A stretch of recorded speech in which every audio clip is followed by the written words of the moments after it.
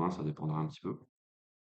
On va essayer de faire du coup une petite émission, un petit live qui va être spécialisé, donc qui va être thématisé sur le Duel Commander, le format Duel Commander, qui est un format que je connais bien, que je pratique depuis longtemps maintenant, et sur lequel ouais, il y a toujours plein de choses à dire, quoi. Il y a toujours plein de choses à raconter.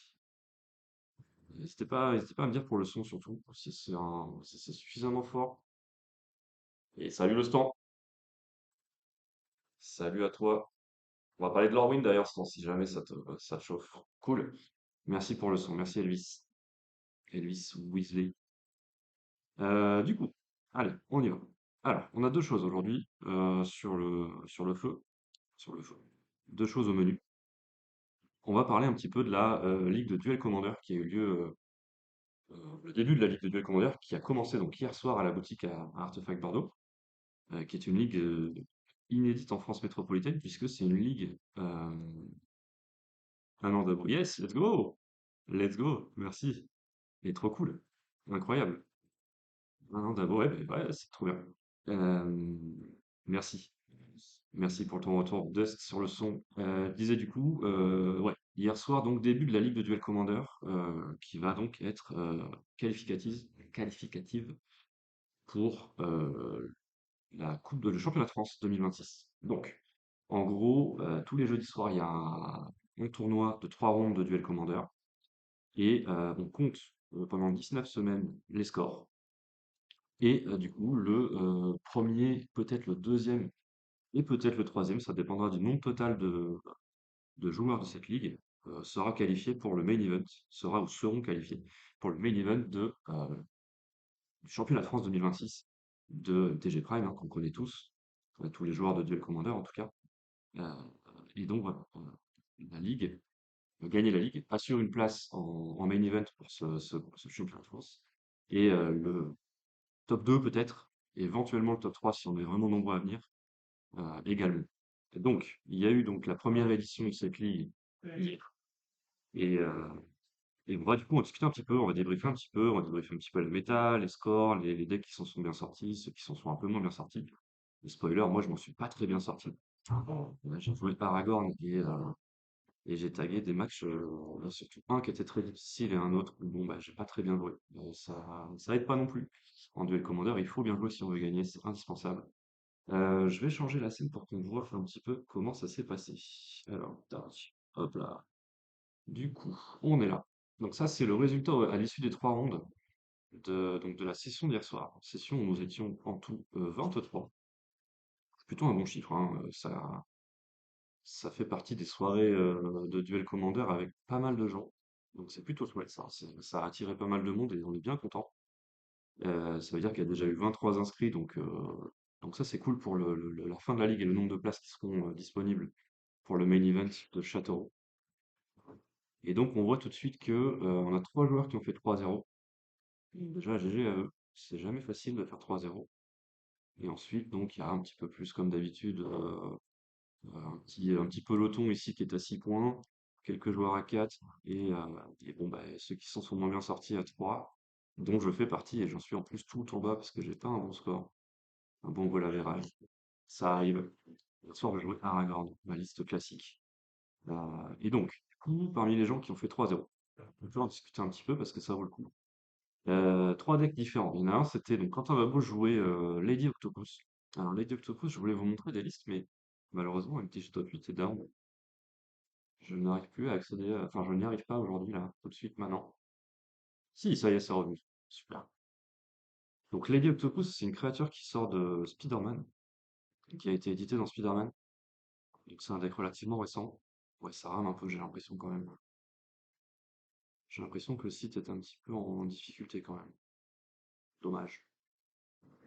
Dommage, dommage. J'aurais bien regardé quelques listes. On peut peut-être en chercher sur Moxfield, sinon. Voyons voir. Euh, Lady Octopus. Alors, j'ai pas la liste exacte de Quentin, qu'il a joué hier soir, mais bon, on peut estimer que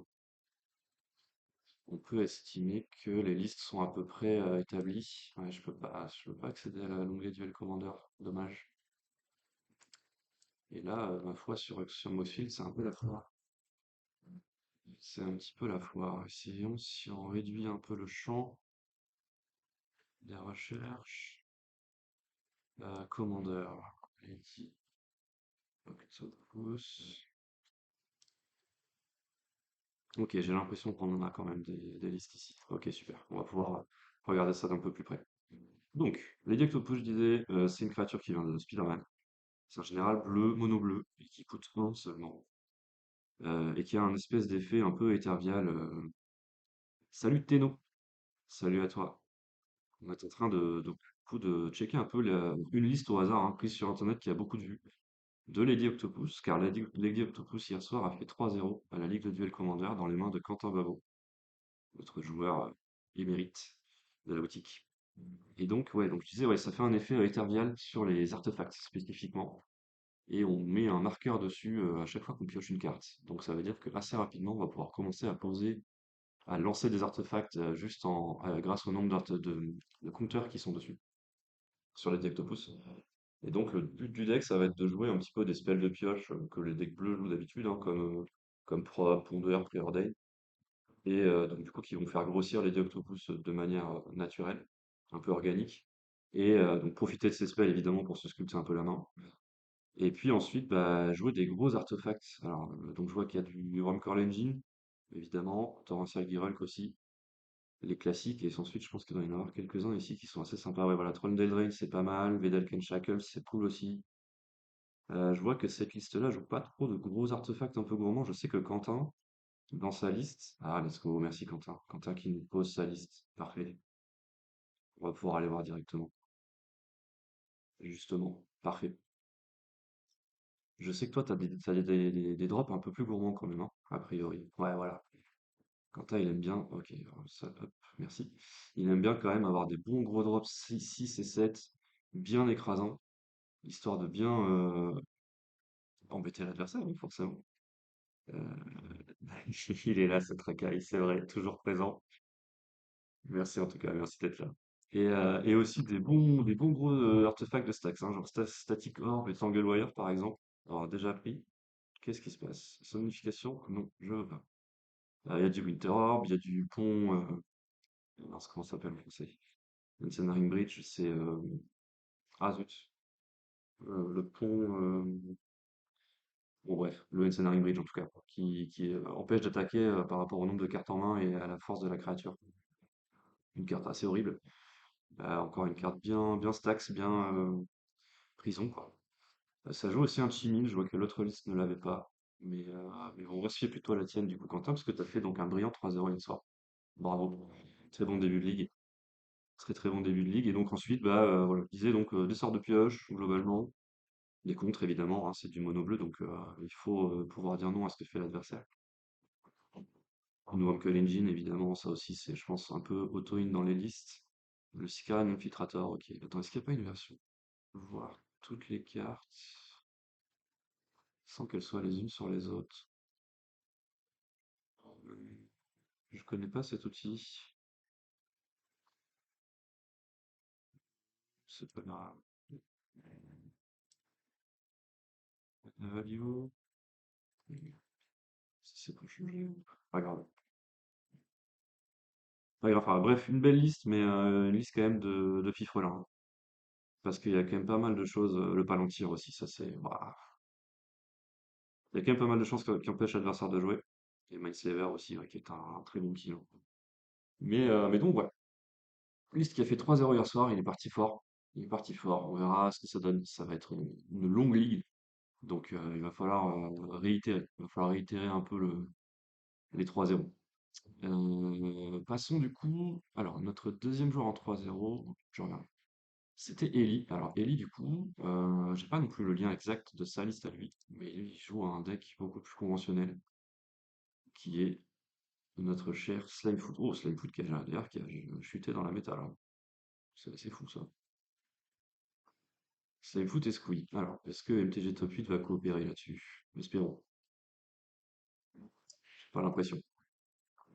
Pareil, on va essayer de chercher des listes Slimefoot et Squee, du coup, pour commenter un peu. Non, ça, c'est pour un peu plus tard. Ça, c'est pas là. Tac, tac, tac. Alors, Foot et Squeeze, c'est pareil, il existe plusieurs listes, donc ça peut être différent de ce qu'il a joué exactement, mais c'est un deck qui est quand même globalement un peu fixé, un peu entre guillemets résolu. Tac, tac, tac, tac, Slime Foot.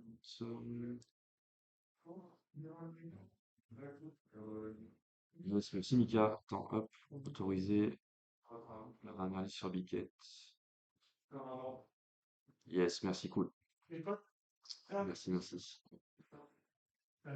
Ok. Tac, tac, tac. Belle liste, hein. Ça aussi, hein. Slime Foot Esprit, il y a vraiment que des belles créatures dedans. Attends, moi j'aime bien voilà, le sort par mana value. Let's go. Donc Slime Foot Esprit, en gros, pour faire vite, vite le plan de jeu. Après, je suis pas un spécialiste, mais globalement, je l'ai quand même pas mal joué contre et vu jouer.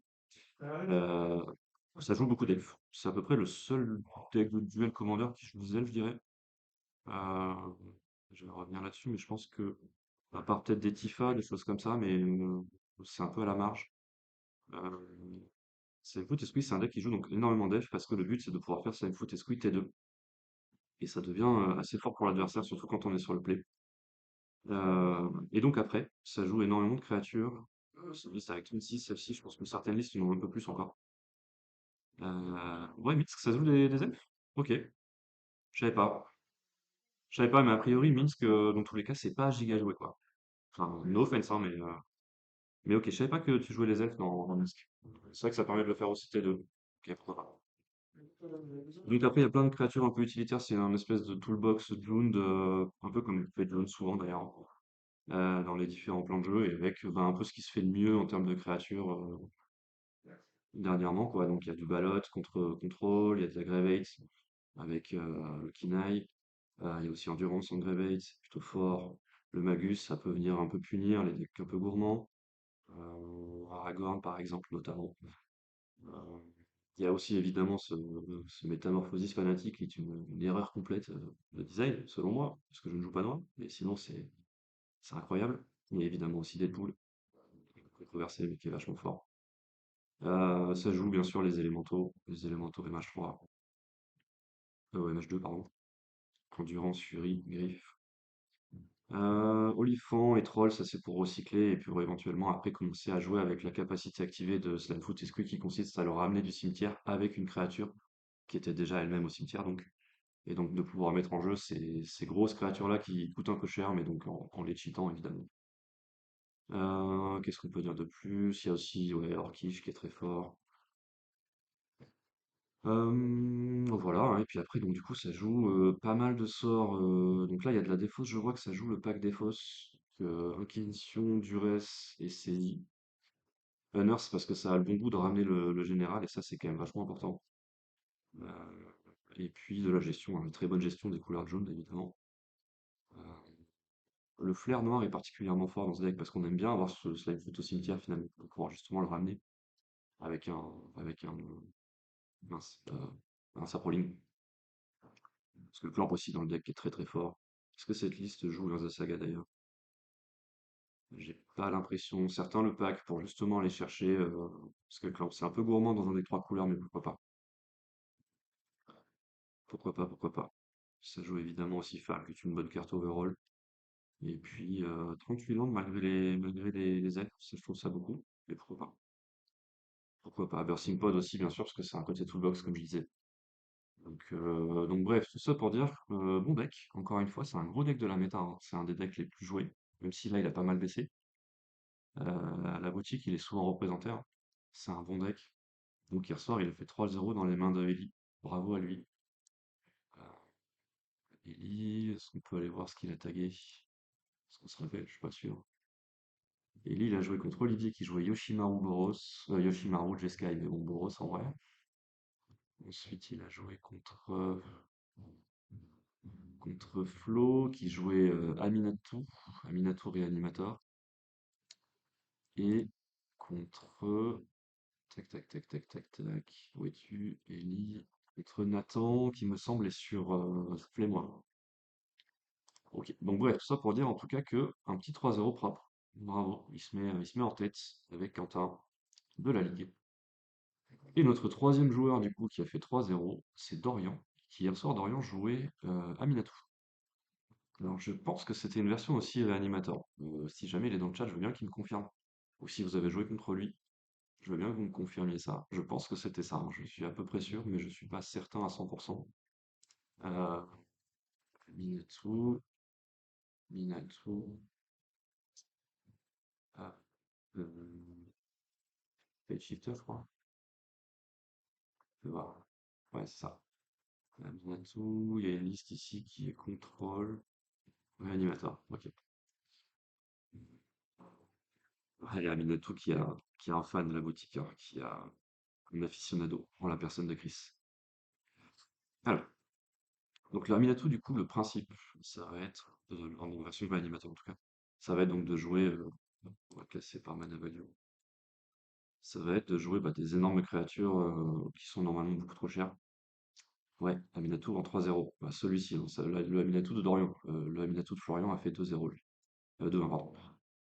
Donc de jouer des énormes créatures en les cheatant, hein, évidemment, avec la capacité que Aminatou a de blink n'importe quel permanent. On profite du coup donc pour mettre des grosses créatures en jeu très très tôt. Donc il n'y a plus Reanimate dans le deck, c'est à noter quand même, hein. Ça a pris un petit nerf récemment avec le ban de Reanimate, mais bon, globalement, il y a quand même des belles horreurs à réanimer, hein. Donc vraiment des très grosses créatures. Et il y a quand même des sorts qui existent encore, qui sont très forts, comme Exhume, Persiste. Il y a le Mark Grave qui permet d'aller mettre ce qu'on veut au cimetière pour ensuite donc le réanimer. Il y a évidemment Animated, toujours, Dance of the Dead, Necromancy, bien sûr. Donc ça, c'est les sorts classiques, les enchantements classiques de réanimation. Et qu'on aime bien avoir parce que du coup, ce sont des permanents qu'on peut blinker avec Aminatou. Donc ça, c'est quand même vachement bien.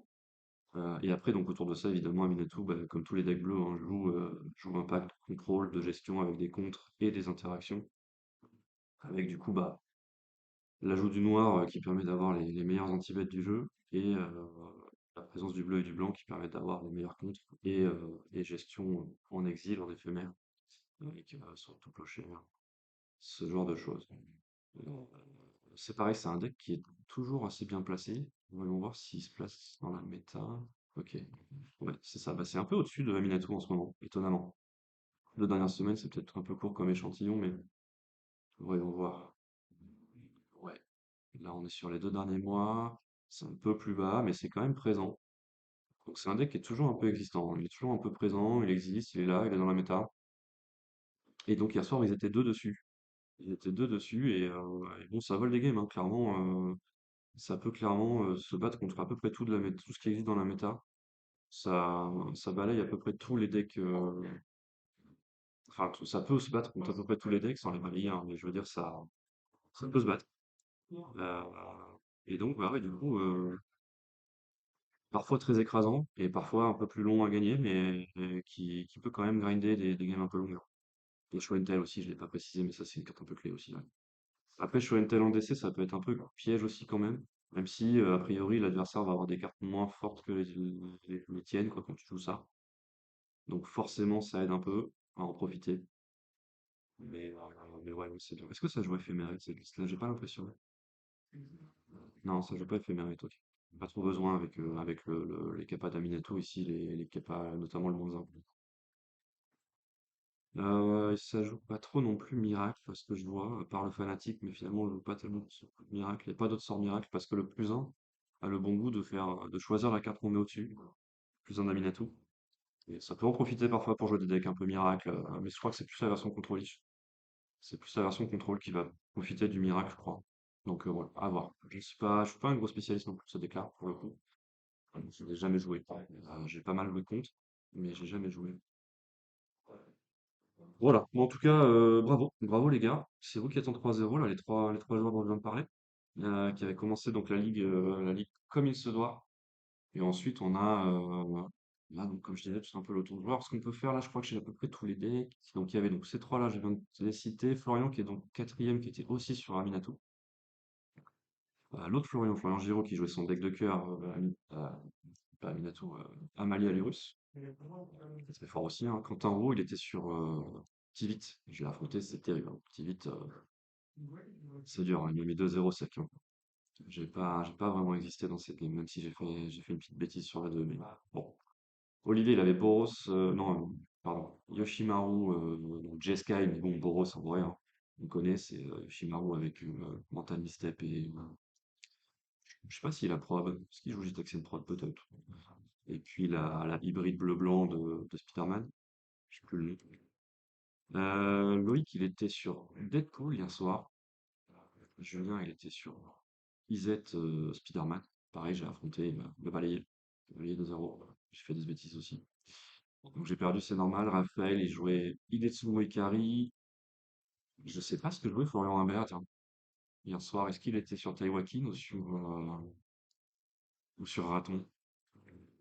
Si vous avez l'info, si vous l'avez affronté peut-être hier soir, dites-moi.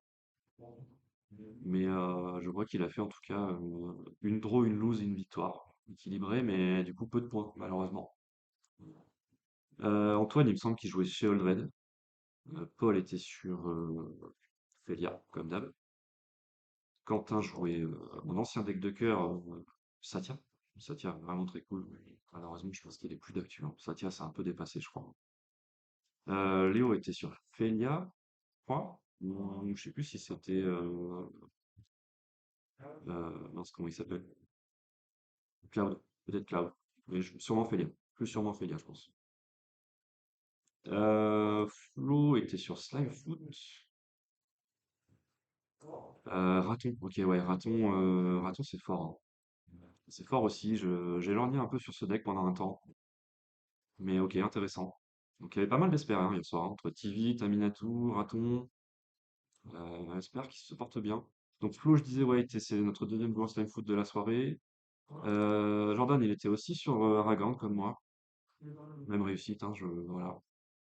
Simon, c'était Spider-Man Isette, donc 2099. Donc moi, j'ai joué donc Aragorn, je disais. Julien jouait Lier. Lier, donc c'est le deck cynique qui joue un peu, on va dire prouesse, combat de trick, mais c'est un peu mal, enfin c'est un deck tempo, quoi, en gros cynique tempo. Amaury jouait Slimefoot, troisième deck Slimefoot de la soirée, donc Nathan était sur, comme je disais, sur, mince, je l'ai dit tout à l'heure, sur Flamand. Et Olivier donc jouait Izet également Spider-Man. On avait en tout 3 Spider-Man, 3 Slimefoot, 2 Felia, et donc 2 Aminatou, et puis après c'était des one-off. Non, on était 2 Aragorn aussi. On était 2 sur Aragorn. Et après c'était du one-off. Donc une petite méta assez diversifiée, mais qui reflète assez bien finalement ce qui existe, hein. On n'a pas de joueur Storm à la base. On n'a pas de joueur qui joue le June de Storm, qui actuellement est quand même assez haut dans la méta. Pas non plus de Cloud, mais parce que les joueurs potentiels de Cloud, en fait, c'est les joueurs qui jouent Felia.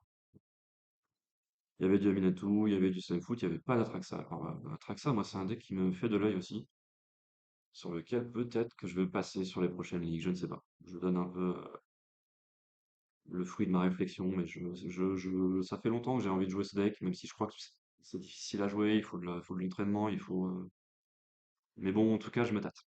Je me tâte dessus. Il y avait donc un Tivit, il n'y a pas de lire non plus, mais je pense que lire, c'est surtout des decks en ligne, voilà. Parce que ça coûte cher de jouer, il faut des pièces de combo qui sont très chères. Il y avait un Idetsugu donc, je vois qu'il y a Toff qui a fait une apparition dans la méta, ça c'est assez étonnant.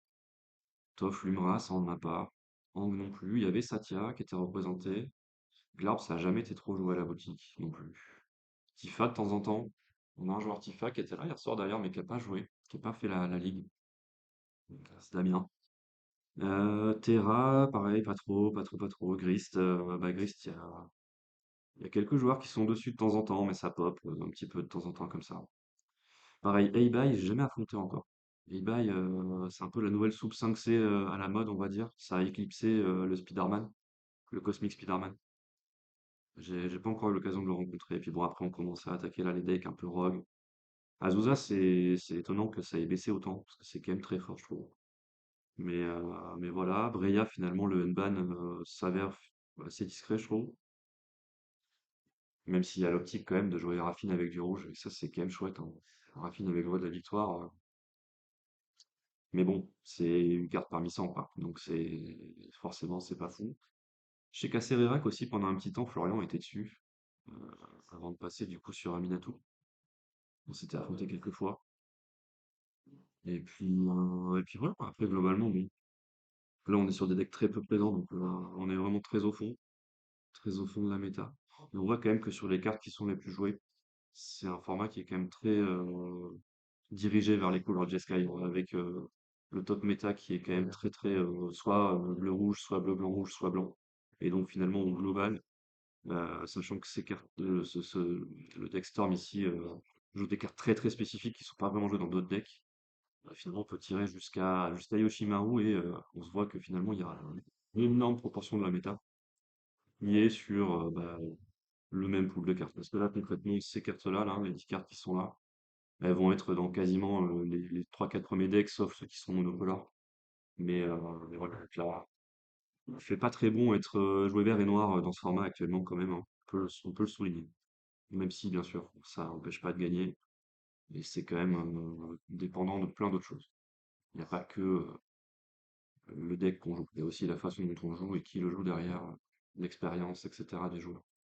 Mais bon, c'est intéressant quand même de souligner que il y a des cartes autour desquelles on peut pas trop tourner et qui sont très présentes dans ce format.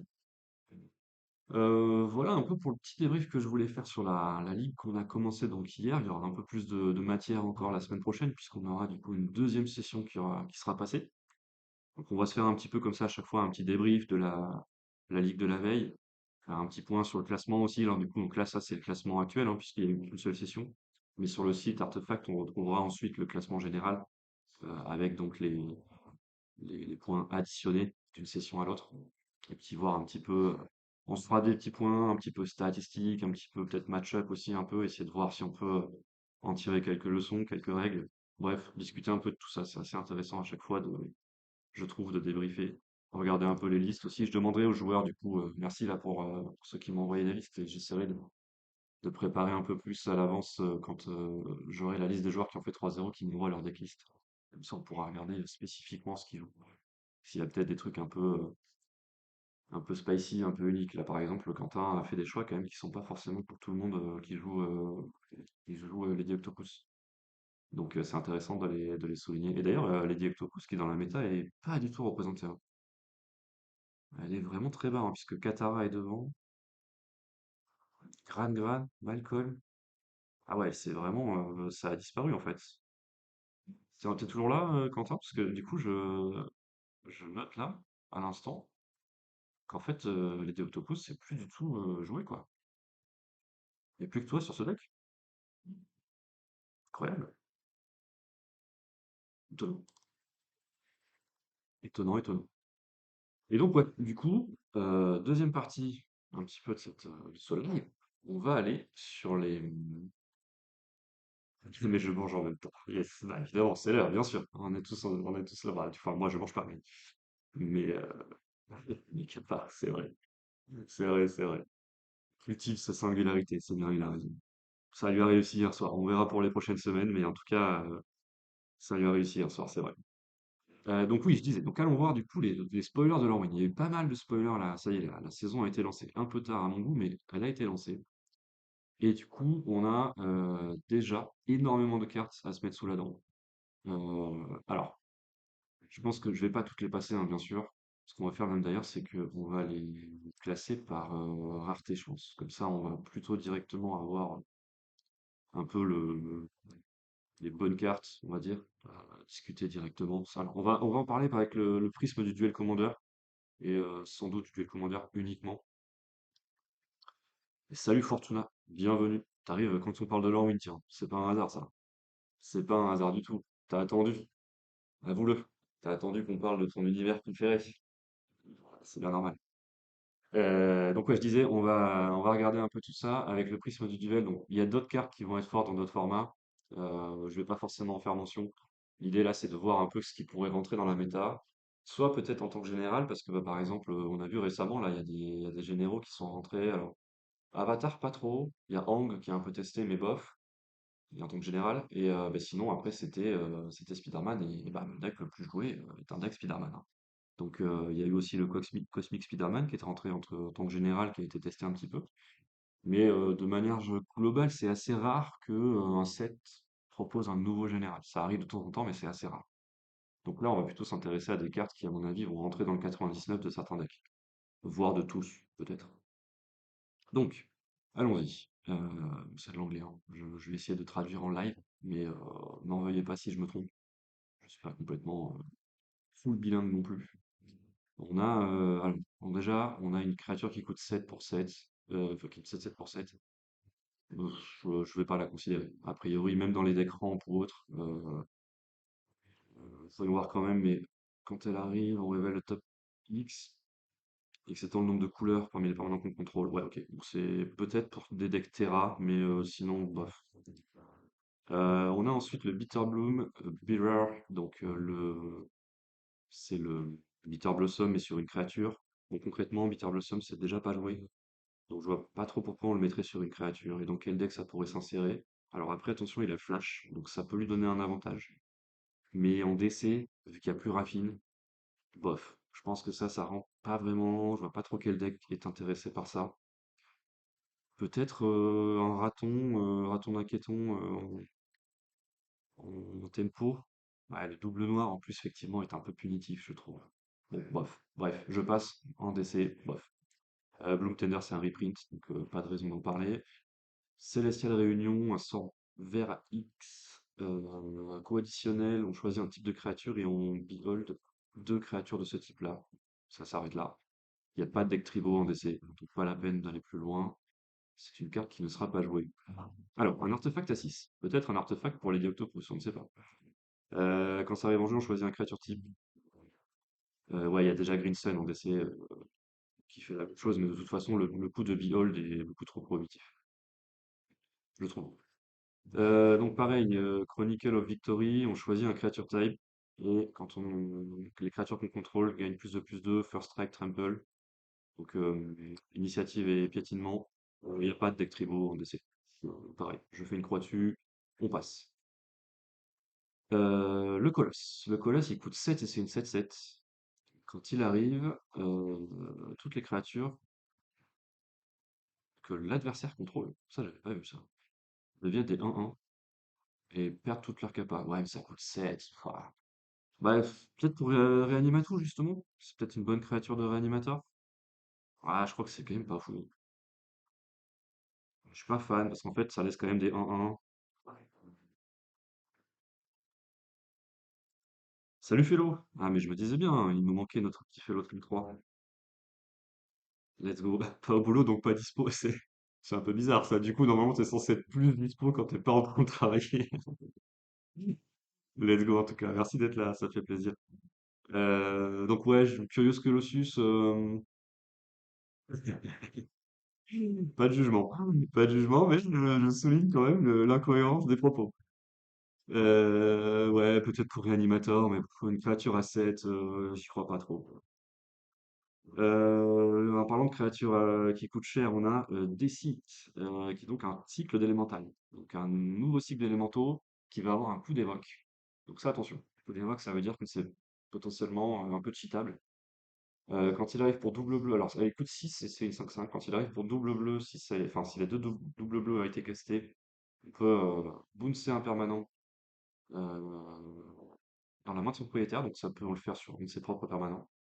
Et si double noir, ça fait un effet saisie dépensée.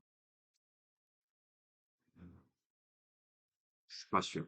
Je suis pas sûr que ça puisse rentrer. Peut-être encore une fois dans Reanimatou parce que c'est les couleurs, mais deux bleus pour bounce un élément, peut-être.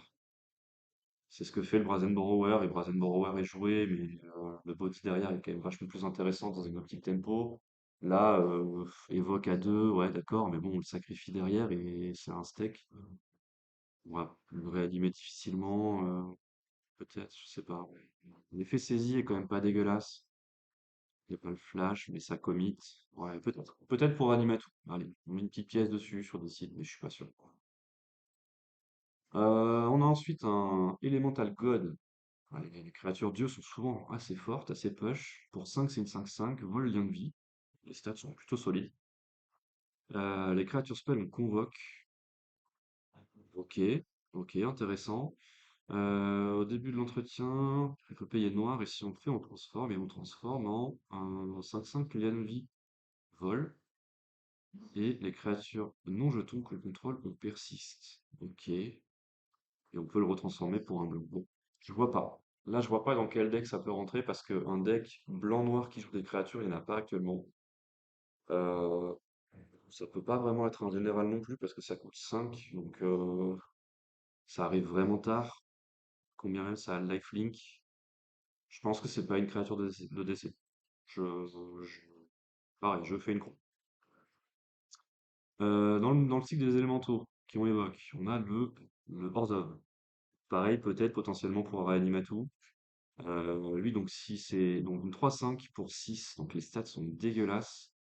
2 blancs, et on réanime une créature qui coûte 3 ou moins. Ah, du coup, dans Reanimatu, on n'en a pas beaucoup, donc bof. Et pour 2 noirs, on met 3 -1/-1 sur une créature. Donc on fait anti-vet. Le manque du flash, pareil, me fait dire que c'est pas une très bonne créature pour un deck Reanimatu qui va vouloir jouer un peu des contres et tout. Et du coup, c'est quoi? C'est dans un deck mid-range, Orzhov mid-range? Je crois pas. Je crois pas. Pareil, même raison que. Ouais, ça trigger pas son effet. S'il vient du cimetière, t'as raison, Fortuna, hein. Même pour Reanimatu, c'est pas terrible, hein. Vu que les ETB sont conditionnés au mana dépensé, c'est pas des très bons élémentaux en fait. C'est pas des très bonnes créatures de réanimateur. Ouais, donc en gros, elles sont pas bien pour le. C'est ce qu'on est en train de se dire finalement. Alors, Glenelendra Answer, ça j'ai vu passer. Je l'avais un peu mis de côté entre guillemets, dans ma tête en tout cas. Donc pour 4, c'est un éphémère qui peut pas être contrecarré, qui contrecarre tous les spells que l'adversaire contrôle et toutes les capacités. Et on crée un 1-1 vol fait pour chaque sort et habilité contrée de cette manière. Donc en gros, c'est un super contre-spell quoi. Euh, Notamment dans les batailles de contre, justement. Donc là, je pense que pour des decks comme Tivit par exemple, qui vont jouer un peu late game, et qui va peut-être vouloir engager une bataille de contre un deck lui-même qui sera bleu, donc, par exemple, si ça m'est arrivé hier soir, là, moi j'ai joué contre Tivit et je suis un peu dans la merde dans la game et j'ai un peu de bleu en main et tout, on fait une bataille de contre, qu'évidemment je perds, parce que je joue contre Tivit. Je pense que ça écrase ce genre de scénario, quoi. C'est-à-dire que là, tu fais en plus de ça du board, t'en fais plusieurs, c'est vraiment pas mal. Je pense que ça rentre que là-dedans et peut-être dans des decks comme Lady Octopus, justement, du mono bleu, pourquoi pas. Je sais pas si peut-être quoi, Lière aussi, du coup, peut-être ce genre de choses. Hidetsugu, peut-être, Hidetsugu Ekari. Je suis pas sûr que ça rentre dans la Traxa parce qu'il y a quand même double bleu, mais pourquoi pas. Et après, non, le reste des decks, par exemple Spider-Man, je pense que c'est pas le deck. Je pense que un contre à 4 dans un deck tempo, ça me paraît difficile à assumer. Euh, Par contre, ça peut contrer l'effet de Spider-Man aussi, donc c'est pas dégueulasse. C'est pas dégueulasse. Bref, bon petit contre. C'est une mythique, donc elle a pas beaucoup de drop. Peut-être qu'elle va coter un peu, on sait pas. Mais je pense que c'est la première, ouais, c'est la première carte que je mettrais pour le VC, ça. Ensuite, on a une mère, donc pour 2, on a une 4-5, grosse stat, et quand elle arrive, elle a 3 -1/-1 sur elle. Et pour 2, on remove un -1/-1 et on pioche une carte. Pas mal. Et pour 3, on en enlève 2 et on engage une créature et on met un stun counter dessus. Ouais, ça c'est pas mal, hein. Ça fait des trucs, ça. Je l'avais pas vu passer celle-là. Ouais, ça fait des vrais trucs, ça, hein. C'est une super carton. Je crois que ça rentre, ça, dans des decks comme Aragorn ou des decks tempo bleu. Peut-être Hang. Pourquoi pas Satya, mais on disait tout à l'heure que Satya c'est un peu dépassé. Pour le coup, ça aggro pas beaucoup. Ouais, hein, pour 2 j'aime bien. Ça, Fortuna, je suis assez d'accord, hein. Je crois que ça aussi, ça peut rentrer dans quelques decks, attention, hein. Lochmer, c'est une mythique aussi, donc ça va être dur de s'en procurer, mais ouais, j'aime bien. Allez, je la valide aussi pour le DC, celle-là. Opponé. Mythe attaque. Pour 3 un enchantement. Ouais, bon, déjà, les enchantements en DC, j'ai envie de m'arrêter de lire. On va voir. Il manipule ses créatures card with total power and toughness 5 or less when end on the battlefield pour 2. Donc on peut poser une créature qui coûte 5 ou moins. Non, pas qui coûte 5, pardon. Qui a un pouvoir total de 5 entre la force et l'endurance. La créature a haste, donc célérité, et tu rencontres un sacrifice. Ok, c'est une espèce de sneak attack. Est-ce qu'on veut ça dans Slime Foot peut-être? On pose un truc, on le sacrifie ensuite, on le ranimera plus tard. Ouais, mais 5, c'est des petites bêtes du coup, hein. Ça me plaît pas trop. Ouais, sneak attack en nul, je suis assez d'accord avec bien. Allez, on passe. Il y a déjà mieux, et on le joue pas. Miroforme pour 6 en instant. Each non permanent you control becomes a copy of target non permanent. Alors là, j'ai un problème parce que pour moi, un deck qui va vouloir jouer un éphémère à 6, il va pas avoir de permanence sur le board. Donc, allez, je passe. Il y a quand même pas mal de mythiques qui vont servir à rien, les gars, hein, dans le set Morning Tide. Pour le duel commander, bien sûr. Ensuite, on a un Corserie. Alors, attendez, qu'est-ce que... Tac, tac, tac, tac, tac. Ouais, carte de multi-débile, ouais, je suis assez d'accord. Morning Tides Light pour 4, c'est un rituel. On exile toutes les créatures et elles reviennent sur le champ de bataille sur leur owner's control. Ouh, attention, parce que ça, c'est pas les créatures qu'on contrôle forcément. On peut le faire sur le board adverse. On peut le faire sur le board adverse. Till next turn, prevent all damage, I will be dealt to you. Et on l'exile. Et ça fait des trucs, ça. Ça fait des trucs, ça. Je crois que... Est-ce que c'est pas un kill pour Yoshimaru, par exemple? On vide le board adverse et puis on attaque avec comme un sourd, quoi. C'est un drop 4. Mais ouais, je sais pas, hein. Alors attention, je vois pas ça dans un deck où on veut le faire sur ses propres bêtes. Parce que c'est un sorcery, donc rituel. Ça me paraît lourd.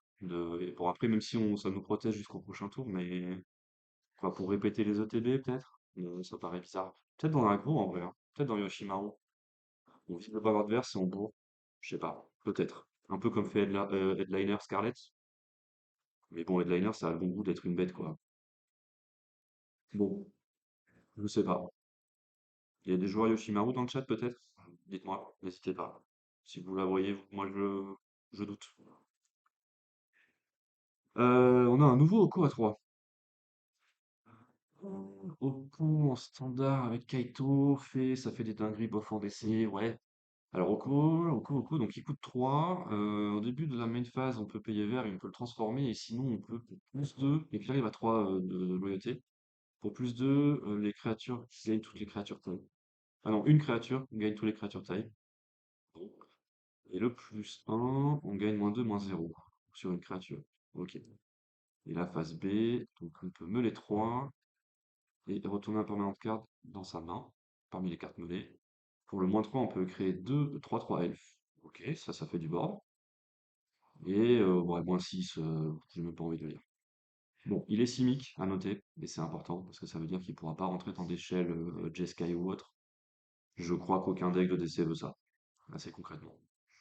Je pense qu'il n'y a pas de shell actuellement qui peuvent accueillir ce Oko là. Sachant que l'autre Oko à 3, déjà il jouait que dans Atraxa, je crois. Mais bof, pas fan. Je suis assez d'accord avec toi, d'un bof en DC. On a ensuite un dragon, un bon gros dragon 5 pour 5, une 6/6, vol Wither. Donc quand il donne deal de damage, ah, il met des -1/-1. Pas mal, ok. Et quand on caste un instinct sur série avec une seule target, on peut le copier. Ouais, c'est pas mal ça. Il coûte un poil cher pour le DC. Il y a beaucoup de bons dragons à 5, même certains à 4. Il n'y en a aucun qui voit du jeu en DC. Ou presque. Donc je pense que ouais, en DC, je crois que c'est pas non plus c'est pas son game quoi. Mono-Red n'existe plus vraiment et de toute façon 5 pour Mono-Red c'est le bout du monde. Je crois qu'on peut encore une fois passer dessus malheureusement. Enfin malheureusement. En tout cas on peut passer.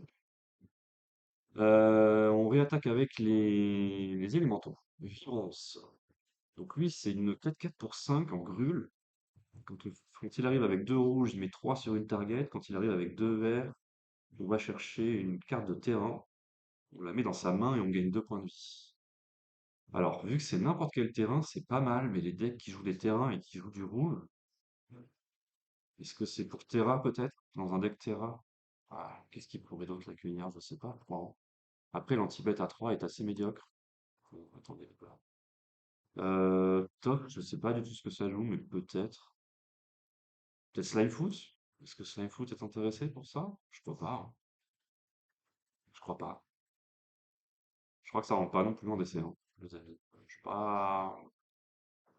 Je crois pas. Voyons voir Wistfulness. Donc pour 5, c'est une 6-5. Des stats plutôt corrects. En simic. Et là, je pense que c'est un problème. Deux verts. Quand il arrive, on casse un artefact. En exil, pardon. Un artefact ou un enchantement. Alors en DC, il y en a assez peu, mais par contre, les seuls qu'il y a, on a vraiment envie de les gérer, donc peut-être. Et ensuite, pour deux bleus, s'il arrive pour deux bleus, on draw 2 et on discard un. Bof. Bah, je crois que encore une fois, en fait, ces couleurs lui portent préjudice. Les effets sont intéressants, mais je pense que le problème, c'est qu'il n'y a pas de deck qui joue Simic qui va l'accueillir ça, quoi. Je crois, hein. Je vois pas dans quelle shell ça peut rentrer, ça. Je rattrape ça absolument pas. Euh, Terra, encore une fois, parce que c'est 5C, mais peut-être A-Buy, que je connais pas, cette fameuse liste là, 5C, bon, qui est très bas, cela dit quand même, hein. A-Buy, qui est représenté à 0,9%. Mise Reborn, je pense pas. Donc ouais, Wistfulness, donc ouais, les élémentaux, je crois que c'est pas leur place, le DCO. Voyons voir Abigail. Abigail Eloquent First Year. Donc c'est un hybride Orzhov qui a vol, initiative, lien de vie, c'est une 1-1 pour deux hybrides Orzhov. Quand il arrive, une créature perd toutes ses capacités et on lui met un counter vol, initiative et lifelink sur cette créature-là. Je... Est-ce que c'est bien pour Amelia Lurus, ça? Fellow, si t'es encore là, dis-nous. Est-ce que tu penses le rentrer, toi, ça, le tester peut-être? Je vois que ça comme deck qui pourrait jouer ça. Ou peut-être encore une fois, Raton. Ouais, ils ont oublié le flash. Ouais, le flash, avec le flash, ça devient une sacrée créature. Attention, quand même, hein. Parce que flash et first strike, ça fait des effets, hein. Donc, non, déjà, il a trois mots-clés pour deux. Je trouve que c'est quand même assez poche. Et son effet est pas anodin. Ça peut quand même rendre une créature forte en rien. Après, faut pas qu'elle ait des trop grosses stats parce que quand même, on lui met des counters assez importants. Peut-être qu'on peut le cheater sur une de nos bêtes qui aurait une capa embêtante. Tu vois, genre une espèce de Death Shadow. Est-ce que si Abigail il met ça sur Death Shadow, il est contre qu'une Death Shadow qui a l'inflink, que c'est une 13-13, c'est pas dégueu ça, je crois, non? Vous en pensez quoi, vous? Moi, je crois que c'est pas mal, mais bon, ça nécessite du coup d'avoir ce setup-là. Peut-être ça peut être testé dans les decks, ouais, Aristo, Amalia Lurus. Même si Amalia Lurus, c'est pas joué, hein. Encore une fois, y a personne qui joue ça, quoi. Il n'y a que chez nous, hein. Il n'y a que notre cher Fellow hein, qui joue ça. Sinon, donc ouais, peut-être dans les decks Esper, dans des shells Esper créatureux, type Raton ou type Aminatou Midrange. Vu que t'as pas le flash, tu peux pas cheat des Shadows. Bah, tu peux le faire en main phase. Tu peux le faire en rituel. Tu peux faire si t'es déjà un peu bas en point de vie, bien sûr. Mais bon, de toute façon, jouer des Shadows dans une créature qui a, dans un deck où il y a une créature qui a lifelink, c'est un peu de la merde, hein. J'ai dit ça tout à l'heure en mode bon, pourquoi pas, mais c'est un peu fatigué dans tous les cas parce que Death Shadow c'est une carte parmi les 100. Donc, tu vois, dans tous les cas, je crois que c'est pas terrible. Allez, passons. Ashling, Led. Pour 2 c'est une 1-3. Ça, je crois que c'est une légendaire assez récurrente de Lorwyn. Fortuna, si t'as l'info. Je suis preneur.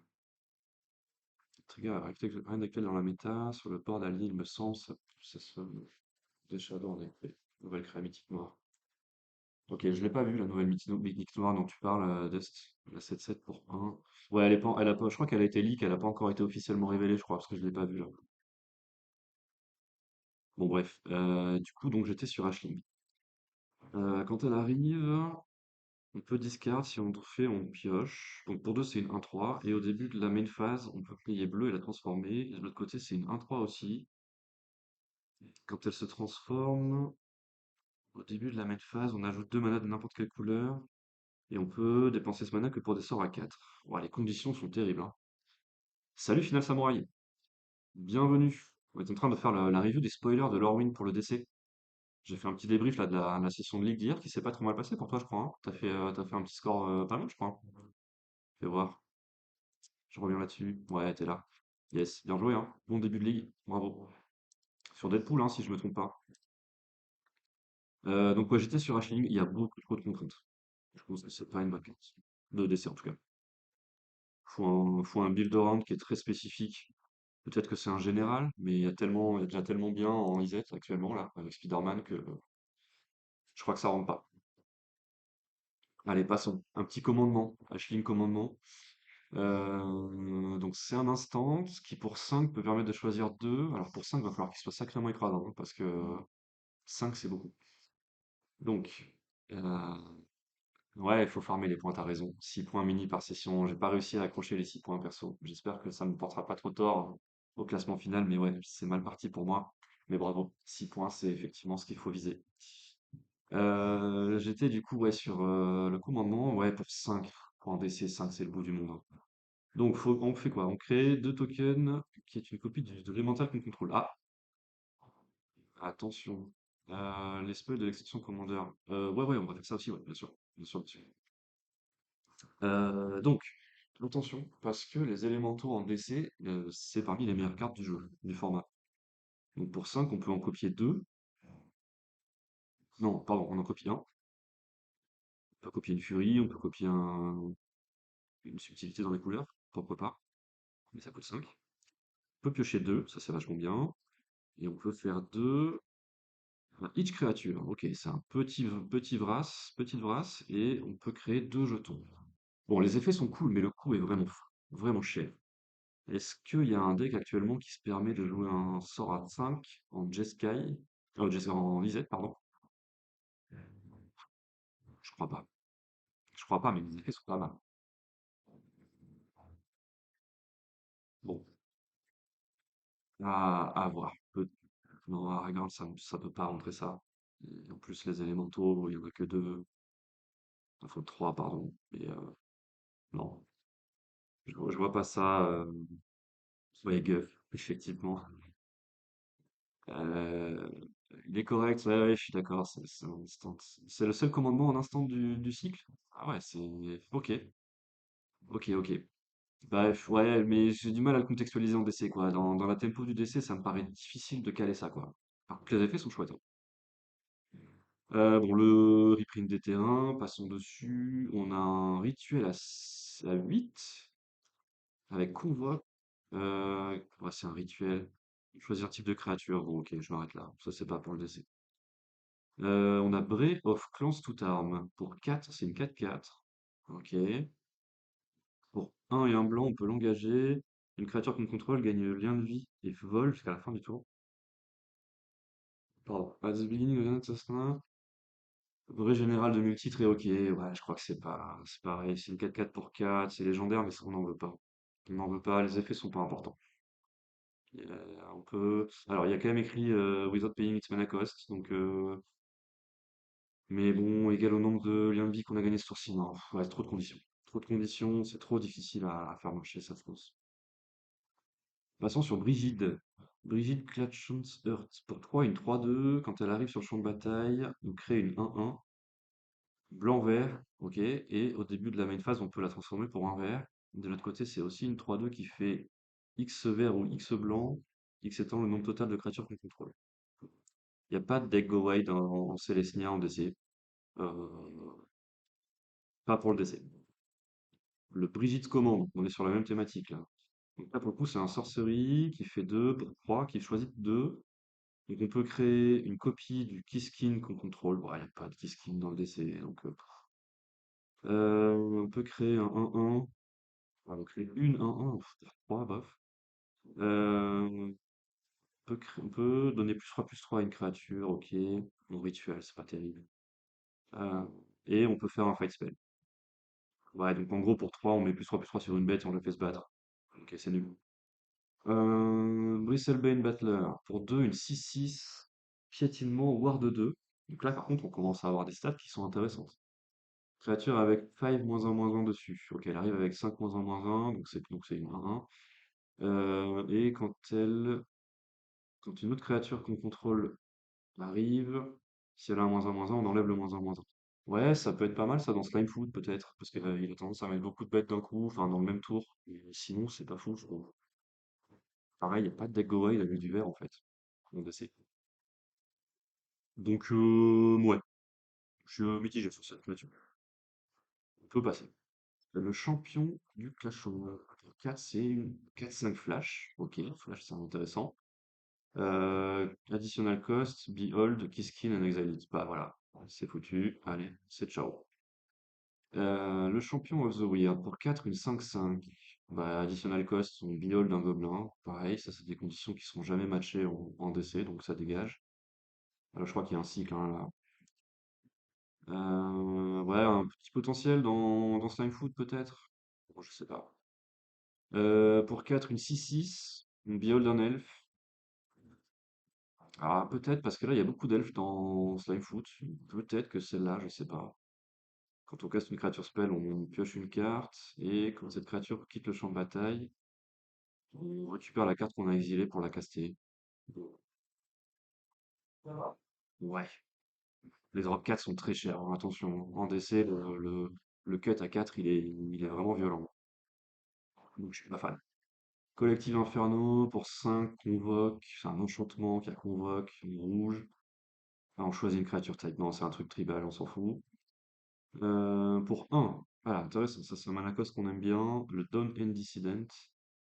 Donc c'est un elfe 1-2. Il peut Blight 1, surveille 1.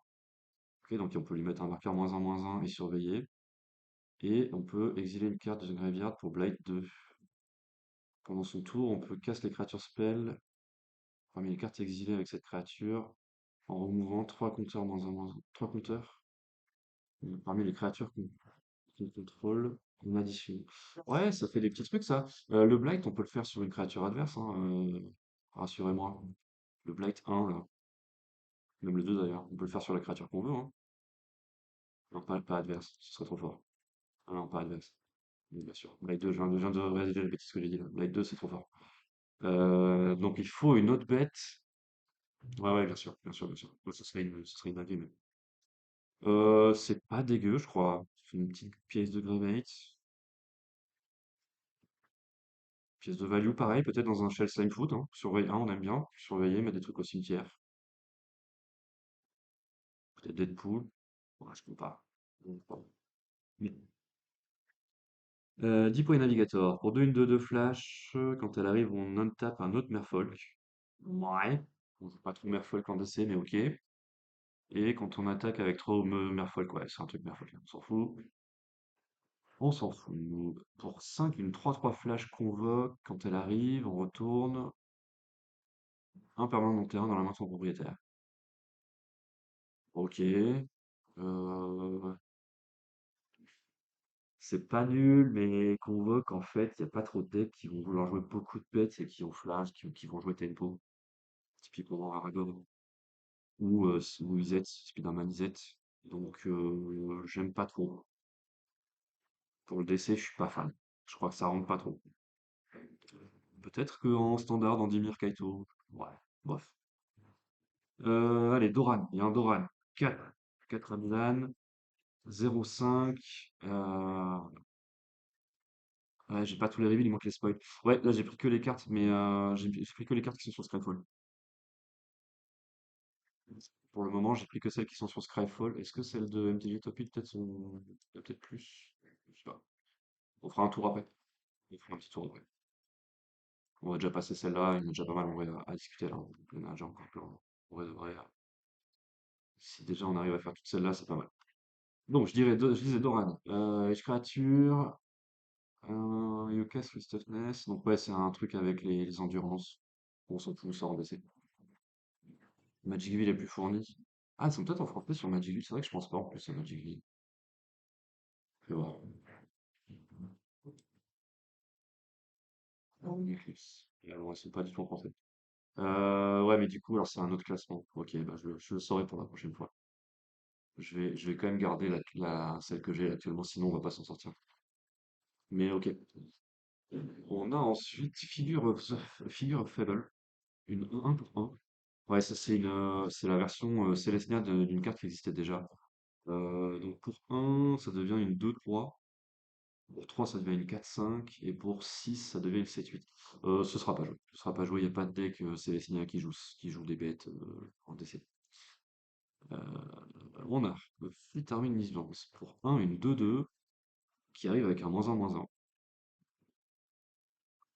Tu pourras clarer ça directement dans l'édition sur Magicville et là, tu pourras classer sur les couleurs rareté. Je le ferai pour la prochaine fois, les amis. Je vais garder je vais garder Scryfall là. On a commencé avec Scryfall, donc du coup, pour garder le fil, je vais garder cette page-là. Et tant pis, il y a quelques spoils que j'ai pas vu, mais du coup, ça donnera un peu de matière pour la semaine prochaine. Donc c'est très bien. Là, j'ai pris ceux qui sont sur Scryfall, qui ont été mis sur Scryfall. Donc effectivement, il en manque peut-être un petit peu ceux d'hier soir, peut-être qui n'ont pas été mis. C'est pas grave, il y en a quand même déjà pas mal. On était sur celle-là. Celle-là pour 3 du coup, on peut enlever un compteur et quand on fait ça, ça deal damage to Planewalker ou player. Et on pioche une carte. C'est pas mal ça. Ça fait des petits trucs. Ça fait des petits trucs. Bon, je suis pas sûr que ce soit incroyable. Ouais, peut-être en standard, t'as raison, ouais bien. Mais bon, en DC, c'est un peu mou. Le Formidable Speaker, ça c'est notre cher JE National. Quand elle arrive en jeu, on peut discarder une carte et si on le fait, on va chercher une carte de créature. Ça va être joué dans Slime Foot pour le coup. Je pense, je suis à peu près sûr. Ça va jouer au moins dans Slime Foot, peut-être dans Déchets à la Azusa. En tout cas, ça va être joué dans Slime Foot, c'est sûr, dans les decks verts Slime Foot. Goliath Daydreamer. Quand on caste un instinct de sorcerie depuis sa main, on peut l'exiler avec un compteur rêve et le mettre. Ou le mettre. Non. Non, à la place de le mettre au graveyard. Et quand elle attaque, on peut caster le spell parmi les spells exilés sans payer leur mana cost. 4 pour 4. Non. Non, non. Il faut déjà l'avoir joué, ensuite il faut jouer un instant de sorcerie. Il n'y a pas de deck qui veut faire ça. Le Grubs commande. Ouais, trop long, d'accord. Fortuna. Pour 5, on peut choisir 2, donc là c'est le fameux cycle. On peut choisir de créer une copie du target gobelin. Oh, faut que je m'arrête là. Gobelin, on s'en fout. Pour 5, un rituel en Rakdos, il n'y a aucun deck qui va vouloir jouer ça. Grub, pour 3, une 2-1 menace. Quand elle arrive, on transforme. Non, quand elle arrive ou qu'on la transforme, pardon. On peut ramener une carte gobelin du graveyard. Voilà, encore un truc tribal. Bon, on peut payer en rouge pour le ramener. Et la phase B, on s'en moque. C'est pas des bonnes stats, ça met pas de pression. Deck gobelin, croirait Grenzo, éventuellement le Grenzo Rakdos, mais c'est plus joué depuis 1000 ans, donc c'est pas ça qui va le faire revenir. On a le Harmonize Crescendo. C'est un sort à 6 avec Convoque. Choose a creature type, draw a card. Ouais, bah, encore une fois, un spell tribal. Nul. Pour le DC, ça ne rentre pas. Et donc, on arrive sur le spoiler de la saison, de l'extension, pardon. Hexing Squelcher. Donc, lui, bah, c'est une de 2 pour 2 qui peut pas être contrée, qui a Ward payé 2 points de vie. Les sorts ne peuvent pas être contrés, les sorts qu'on contrôle ne peuvent pas être contrés, et les autres créatures ont Ward 2 points de vie. Bon, ça, c'est insane. C'est insane, c'est une carte push. Je crois que c'est la carte la plus value du set à l'heure actuelle, qui est celle qui a la plus de valeur. Spider-Punk en mieux en vrai, hein. Parce que Spider-Punk, ça dit que tous les sorts sont incontrables, même les tiens. Donc tu peux pas jouer dans IZ par exemple, dans IZ Spider-Man. Ça tu peux. Tu peux le jouer dans Spider-Man, tu peux le jouer dans Aragorn. C'est bien contre Aragorn aussi, c'est bien contre Spider-Man aussi. Bah, Mono-Red n'existe plus, mais ce serait une bête de Mono-Red à peu près auto-in. Ça a le bon goût enfin de ne pas être légendaire, donc ça veut dire que Yoshimaru n'en profitera pas. Parce que marre un peu hein, des drops légendaires dont Yoshimaru se gave. Bon, je dis ça parce que je joue pas Yoshimaru, mais sinon je serais content.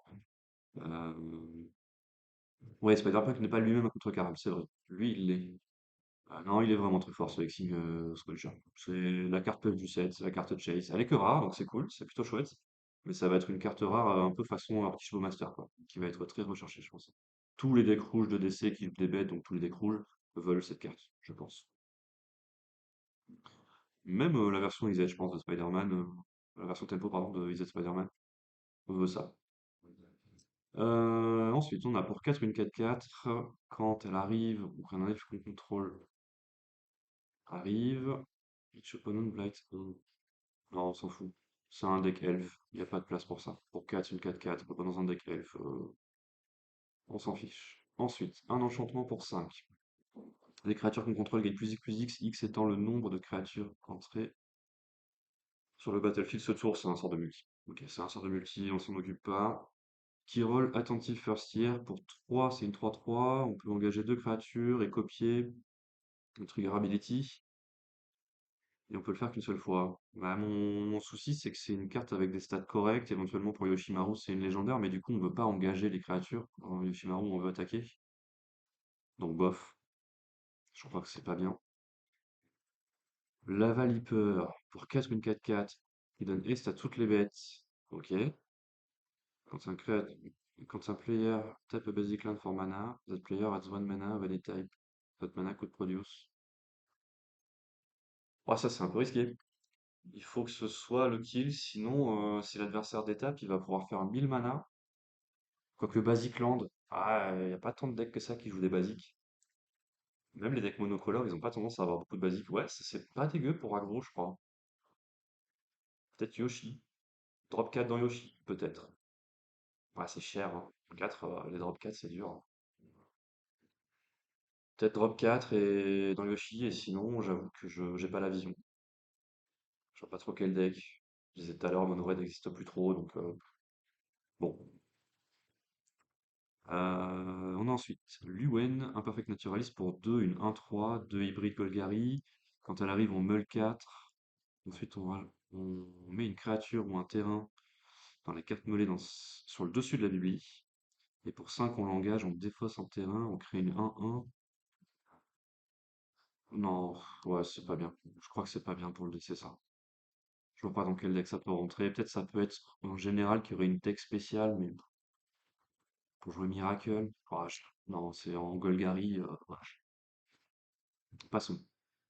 Maralène, fait ascendant pour 5, c'est une 4-5 vol. Fait noble, quand elle arrive, ou un autre elfe, on exile le top 2 de la librairie adverse. Et une fois par tour, on peut caster les spells qui ont less than par equal to number of elf and fairy au control among them. Ah, il faut jouer un deck. Alors, c'est peut-être un général ça. Il faut jouer un deck fée ou elfe, et du coup, on peut jouer les cartes qu'on a exilées sans payer leur coup de mana. Le problème, c'est que quand on exile dessus la bibliothèque adverse, on sait pas du tout ce qu'on trouve, quoi. Donc, on peut pas vraiment build around, quoi. Donc, il y a des mots magiques dessus, hein. Without paying its mana cost, c'est des mots magiques, c'est une petite phrase magique. Mais ça nécessite quand même un build assez spécifique. Et il y a cet aspect un peu random. Ouais, c'est du multi. Ok, t'as raison, je m'acharne pas. C'est multi, ça dégage. Mirror Mind Crown, un équipement à 4, je crois que je le lis même pas. Morne Songaria pour 3, putain, enchantement légendaire. Les joueurs ne peuvent pas piocher de cartes pour gagner de points de vie. Au début de each player upkeep, draw step, pardon. Le joueur paye 3 points de vie, enfin, lose 3 life. Search a library for a card. Ouah, non, ça c'est trop dangereux ça. On fait tuto l'adversaire en plus avant de tuto soi-même. Non, non, ça, c'est terrible. Non, non, faut jamais jouer ça, surtout pas. En plus, ça fait rien. 3, non, non, c'est nul. Peut-être dans la série rap, mais ouais, couplé au Poa John, mais ça fait ouais, donc deux cartes de 99. Non, non. Après, c'est pas optionnel, donc effectivement, bon, mais non, non, je n'y crois pas. Ils ont oublié le flash. Ouais, bah, avec flash, ça devient un peu mieux, mais encore, en vrai, hein, bof, hein. En vrai, bof. Allez, regardons ça. Mutable Explorer. Ah, mais oui, lui, il avait été spoilé très early. Pour 3, donc c'est un changement. 1-1, quand il arrive, on crée un Mutavolt. Ouais, ça, c'est pas pour du DC. C'est pas pour du DC, c'est très mou. On a ensuite Rhys, Flash 2-2. Quand il arrive, créature de contrôle gagne Persist. Ah, ça, c'est pas mal. Ça, c'est pas mal. Pour 2, une 2 de flash qui met persiste à une bête, et pour un blanc, on le langage, on remove un contreur de trucs qu'on contrôle, donc on enlève le persiste, et on peut le faire qu'en sorcerie. J'aime bien. Je pense que je vais le tester ça dans Aragorn. Ça protège, entre guillemets, Aragorn, en tout cas, ça, ou autre bête. Attention, on a quand même pas mal de bêtes avec d'endurance, mais ok, intéressant. Et dans Yoshi aussi. Je pense dans Yoshi, c'est bien. Yoshi, Felia. Oui, non, Felia. Incroyable dans Felia. Parce que du coup, Felia, elle enlève le marqueur. Bref, dans Felia, c'est auto-win, ça, je pense. Je vois Felia. Let's go. C'est pour vous, ça. On a ensuite Sanar pour 4, une 2-4. Vivide. Début de la main phase. On révèle le top card de la librairie. X étant le nombre de couleurs parmi les permanents qu'on contrôle. Bon, non, c'est nul. C'est nul, c'est nul. Lisette veut pas faire ça. T'as pas de permanent quand tu joues Lisette. Snapping Nursery pour 8. Infinity pour les forêts. Landfall, quand un terrain qu'on contrôle rentre. Ouais, ça ressemble. On crée un jeton 3-4. Ça ressemble à une carte de multi. Pour deux, on exile l'enchantement. Et les forêts qu'on contrôle. Ouais, bon, ok. C'est pas pour du DC. Le Selfless Safe Right. Pour 5, une 4-2 Flush Convoque. Ok, Flush Convoque. Des bons mots-clés. Quand cette créature entre, on choisit un type. Créature de ce type choisi. On exproof indestructible. Je crois que peut-être il y a Slime Food qui peut se permettre d'envisager ça, mais un drop 5 dans Slime Food, c'est cher, hein. Le cut de pouvoir level est très élevé à 5, hein. On va passer sur le Slumbering Walker. Pour 5, une 4-7. Quand elle arrive, elle a deux marqueurs -1/-1 dessus. Au début de l'étape de fin, on peut enlever un marqueur. Et quand on fait ça, on retourne une carte qui coûte 2 ou moins. Graveyard sur le battlefield. Ok, c'est pas mal. Il n'y a pas de boule où tu peux jouer ça, quoi. Les effets sont cool, mais les stats sont pas mal non plus. Mais peut-être dans Yoshi aussi pour réanimer des trucs qui sont déjà morts. Ça redonne un peu de gaz. Il y a des bons drop 2 dans Yoshi, je sais pas. Ou un Felia peut-être. 5, ça me paraît cher pour Felia. C'est pas flash et tout. Hmm. Ah quand même, hein, ça fait l'effet dès qu'il arrive, hein. On enlève deux marqueurs, on réanime un truc. Pour 5, on a posé une 4-7 plus autre chose. Enfin du coup qui est pas vraiment. Enfin si c'est une 4-7 du coup, ouais, c'est ça. Ah non, du coup on va enlever un marqueur, donc c'est une 3-6. 3-6 donc pour moi c'est épais, hein. Ça bloque pas mal de choses, hein.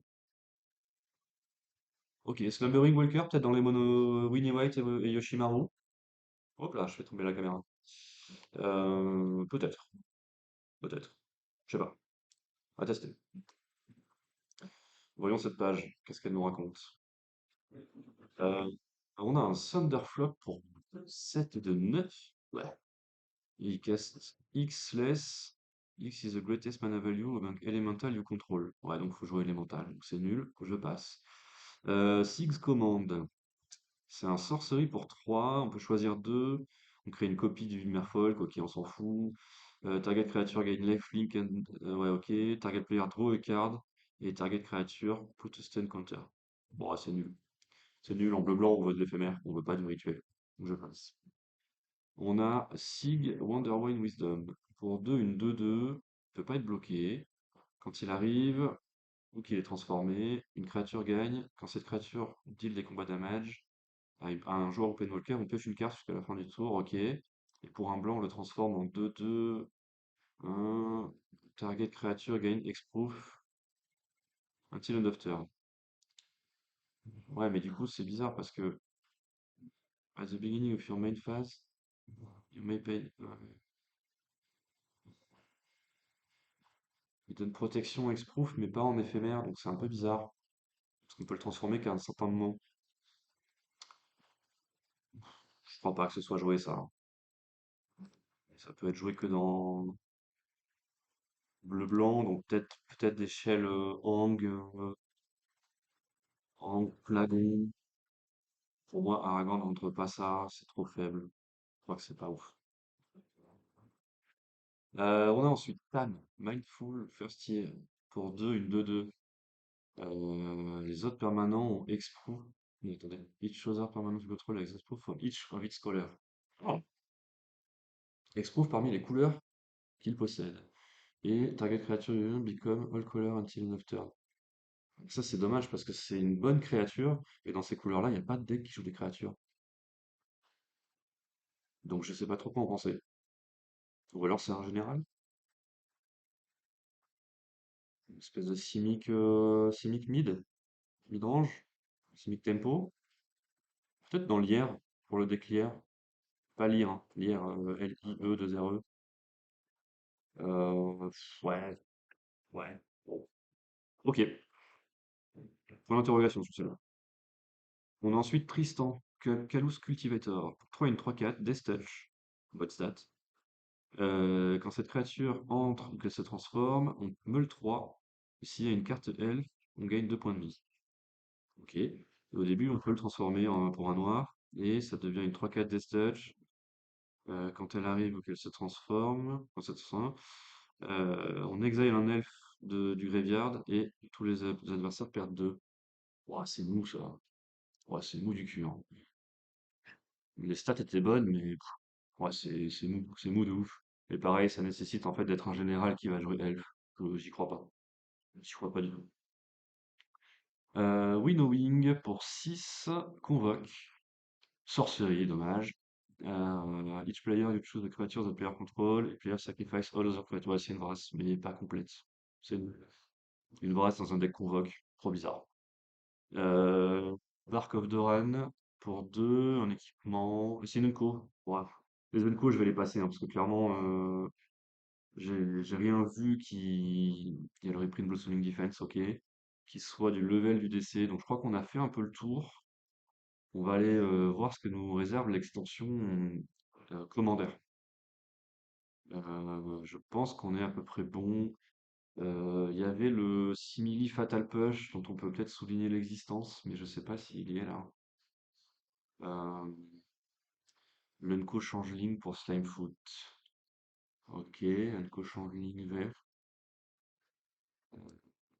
Ouais, l'anti-bête un noir, il fait il le cut. Ouais, je pense que ça peut être joué, ouais, j'en parlais là justement. Où est-il? Ouais, c'est celui-là. Le Requiting X pour un noir. Additional cost, tu blight 1. Et tu destroy creature 2 or less. Et si le spell additional cost a été payé, tu gagnes 2 points de vie. Why not? Ça fait des petits trucs. Ah, si, il y a ça qu'on peut peut-être souligner quand même. En éphémère, pour 2 on colle 4 à une créature ou un Planewalker. 4, c'est intéressant. Le nombre de damage en éphémère, c'est assez chouette quand même. On joue Flame Slash en DC, donc pourquoi pas peut-être le swap par ça, je ne sais pas. Peut-être, je me demande. Et le changeling, attends, le changeling vert, tu as le nom, Dust? Est-ce que c'est celui-là? Non, c'est un elfe. Euh, je vais voir. Changeling vert.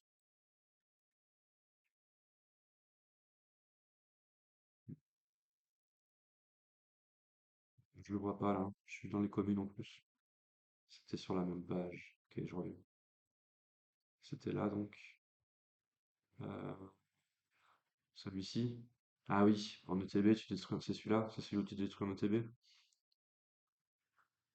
Ouais, tu détruis artefact enchantement. Euh, ouais, pourquoi pas? Pourquoi pas, je sais pas.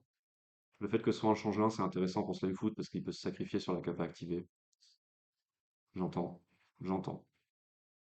C'est utile. Comme je disais dans le format, c'est vrai que les cartes que tu veux contrer, enfin que tu veux détruire, pardon, les enchantements et artefacts que tu veux contrer, c'est important que tu veux détruire, pardon, c'est important de les détruire. On peut peut-être souligner quand même celle-ci aussi. Glamour Gifter pour 2 une 1-2 flash vol. Quand elle entre sur le champ de bataille, une créature, on choisit une autre créature, donc soit qu'on contrôle, soit qu'on contrôle pas. Et jusqu'à la fin du tour, cette créature gagne 4-4, enfin devient base 4-4. Ça tabasse, ça tabasse. C'est flash. Pour l'échelle, peut-être Hang, justement. Hang et Plagon aussi, c'est une 1-2, donc ça peut rentrer dans Plagon. Titenko à vérifier, à tester. Il y a aussi celle-ci qui est en flash pareil pour 3 une 2-2. Ouais, c'est Wizard en plus, t'as raison. Flash vol, quand elle arrive, on blink un truc en gros, enfin on ramène un truc dans la main du propriétaire. C'est plus pour du standard, ça je pense. Mais Pareil, dans un bleu blanc blink, bon, pourquoi pas. Les stats sont banquetières. Euh, Allons voir du coup le commandeur maintenant.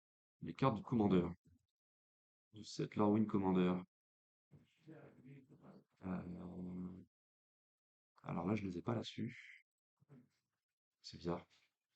Il n'y a pas Lorwyn Eclipse Commander. Hmm. Il n'y a pas Lorwyn Eclipse Commander. C'est un peu nul. Sinon, faut pas aller sur la bonne carte, sur la bonne extension.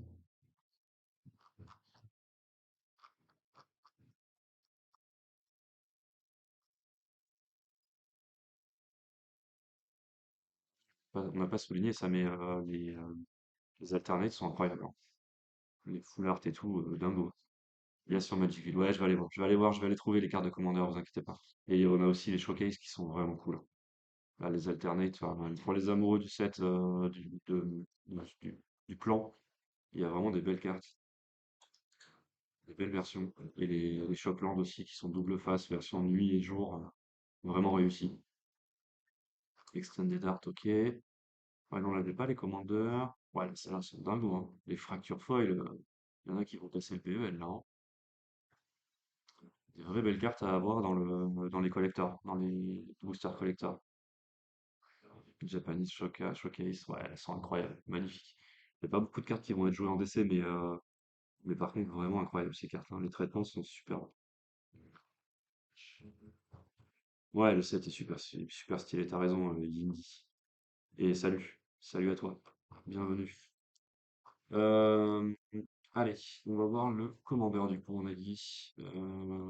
Je retente un dernier coup de taper Lorwyn ici et peut-être que je vais les trouver. Ah bah oui, voilà, Lorwyn Eclipse Commander.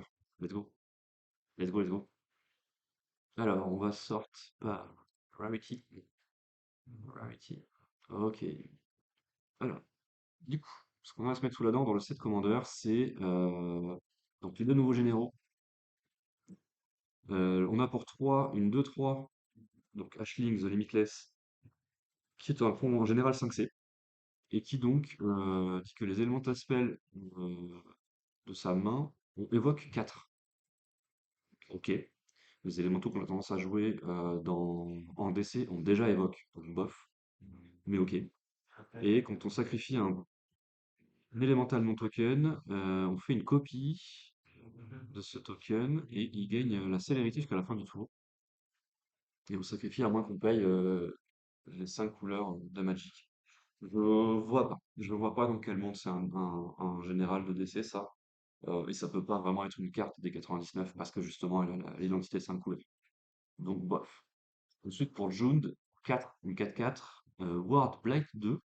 Donc il faut pouvoir mettre deux marqueurs -1/-1 sur une de ces bêtes pour le cibler. Et quand un marqueur -1/-1 est mis sur une créature, on pioche une carte. Si on contrôle cette créature, et si on le contrôle pas, son contrôleur perd un point de vie. Ok, donc c'est plus ou moins un espèce de ward, -2/-2 et payer 2 points de vie. Ouais, c'est pas au niveau. C'est pas au niveau d'Instant Foot par exemple. C'est pas au niveau du dessin. Que les deux généraux, je les ai. Avengers, c'est un reprint. Cavalier, c'est un reprint. Chimique, c'est un reprint. On a un reprint de Endurance et de Fury, c'est à souligner. Bref, Titan, c'est un reprint aussi. Murasa, c'est du reprint. Un King Voyage aussi. Je crois que cette Liliana, c'est pas un reprint, mais pour 7, je vais pas m'attarder dessus. Massacre Girl, c'est pas un reprint, c'est une carte ok. Mass of Mysteries, ça c'est une nouvelle carte, mais c'est du 5C, donc dur. Alors, on a First Strike, Vigilance, Trample. Des bonnes stats, 5-5 pour 5. Au début du combat, un autre élémental qu'on contrôle gagne Myriade. Ouais, donc c'est pour du multi. Ok, c'est pas pour du décès.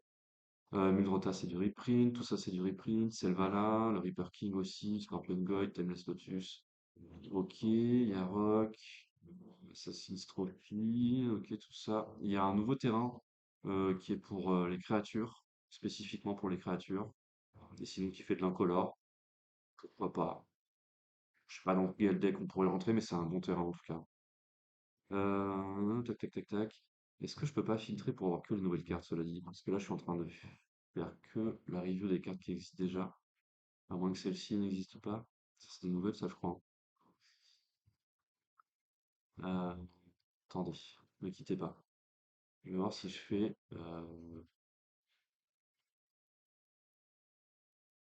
non, peut-être si je fais ça. Cette review. Non, ça classe pas. Non, tant pis. Alrighty. On va revenir là-dessus. Pas grave. Hop. J'étais où? J'étais là. J'étais là. Celle-là, je crois qu'elle n'existe pas. Pour 6 c'est un démon. Pour 6 c'est une 6-6. Ouais, release date, je me suis tâté, mais je crois que ça va juste mettre la date de spoil et des trucs, non, je crois. Euh, non, ouais, ça. Ouais, non, ça marche pas. Non, c'est pas grave. Euh, hop, revenons là-dessus. Ça sépare les réponses. Skyfall 7. Ouais, t'es trop fort, Webdarn. New card. Bah voilà, parfait, merci. Let's go. Meilleur commu, meilleur chat. Merci beaucoup. Allez, on est où? Du coup, on a belonging. Une 6-6 pour 6. Quand il arrive, on crée 3 jetons shapeshifter. Non, c'est trop cher. C'est trop cher. C'est un coup de encore pour 8. Il n'y a pas de deck, je crois qu'il. Ah, ou alors peut-être si dans Réanimator, ça pour le coup, c'est un effet de TB, mais créer 3 à 1, je crois qu'on s'en fout un peu, non? Le King No More, CNCM 3. Ça fait quoi? Attends, je vois pas la carte dont tu parles.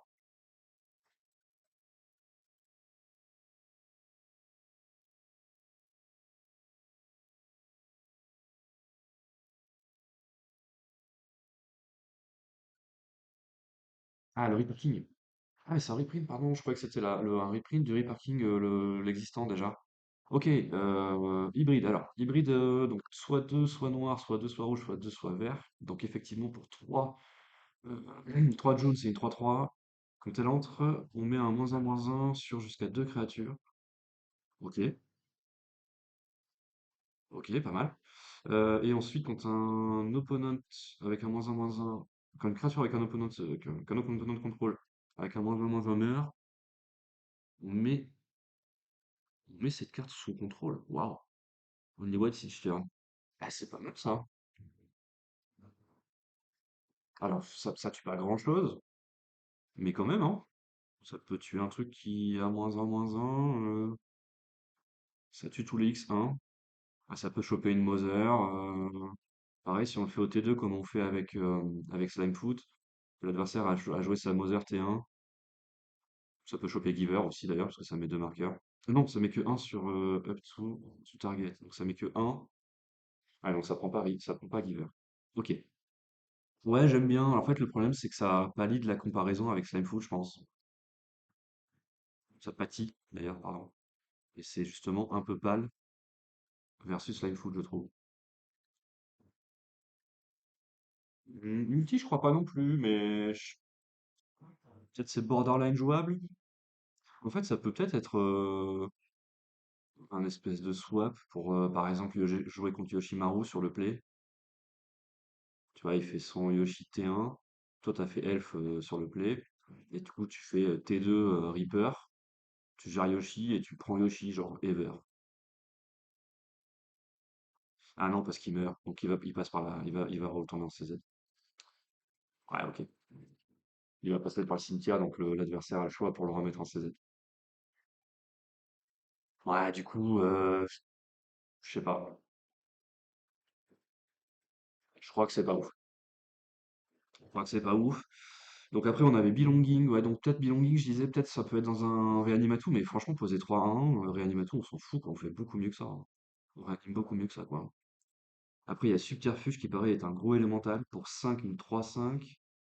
Quand elle entre, une créature gagne vol, et quand cette créature deal des combats damage, draw that many cards. Ouais, ça c'est pas mal. Pardon, je baille. Mais ça implique qu'on a déjà une autre bête, quoi. Donc c'est pas trop pour Reanimatou. L'illustration est terrible, hein. On dirait un espèce de mélange de plusieurs créatures bizarres. Je suis pas fan. Il y a un coup d'encore à 9. C'est des cartes de multi, ça, hein. Après, c'est des préconstruits de multi. Donc, mais bon, souvent, il y a une petite carte quand même qui se glisse. Donc on va voir quand même si c'est pas le cas. Aberrant Return pour 6. Rituel, on met un, 2 ou 3 target creature cards du graveyard sur le battlefield. Alors, de tous les graveyards par contre. Elles arrivent toutes avec un -1/-1 dessus. Ouais, ça coûte 6 quoi, donc on peut pas vraiment se réjouir de ça, hein. Ensuite, on a Eventide Shadow pour 5, c'est un rituel. On peut enlever n'importe quel nombre de compteurs d'un permanent sur le champ de bataille. Ok, et on pioche autant de cartes et on perd autant de vie que le nombre de compteurs remove this way. Bon, ça, c'est trop conditionné. Grave Vénération, enchantement pour 4. Quand il arrive, on devient le monarque. Ok, ça, c'est des mots-clés qu'on aime bien en DC, pardon. Et ensuite, au beginning de Let's Step, si on est le monarque, on ramène une créature du graveyard dans sa main. Ah, dommage. Dommage. Ah, ça, de l'excellence. Quand une créature qu'on contrôle meurt, chaque joueur perd un point de vie, on gagne un point de vie. Eh ouais, pas loin. C'était pas loin d'être excellent. C'est-à-dire de pouvoir réanimer une créature directement sur le champ de bataille pour 4 en étant monarque. Bonus. Donc dommage. Grave Vénération, pas loin. Très belle illustration, mais pas loin. Ça passe pas. La montation pour 6 c'est une 5/4. Pour 6 une 5/4. Quand elle arrive, destroy target creature opponent control, tu gagnes 3 points de vie. Euh, J'aime pas. Trop cher. Les stats sont pas assez bonnes. Oft Nabet Goat pour 2, 0,5, ok. On pioche une carte pour 1, on gagne control of target creature et on met un -1/-1 dessus. Et on peut gagner. Il n'y a que les opponents qui peuvent activer. Non, c'est nul. Ok, c'est pas bien. C'est pas bien, c'est pas bien. La gote. Ouais, bof, hein. Quand une créature meurt et que c'est -1/-1. Non, c'est pas.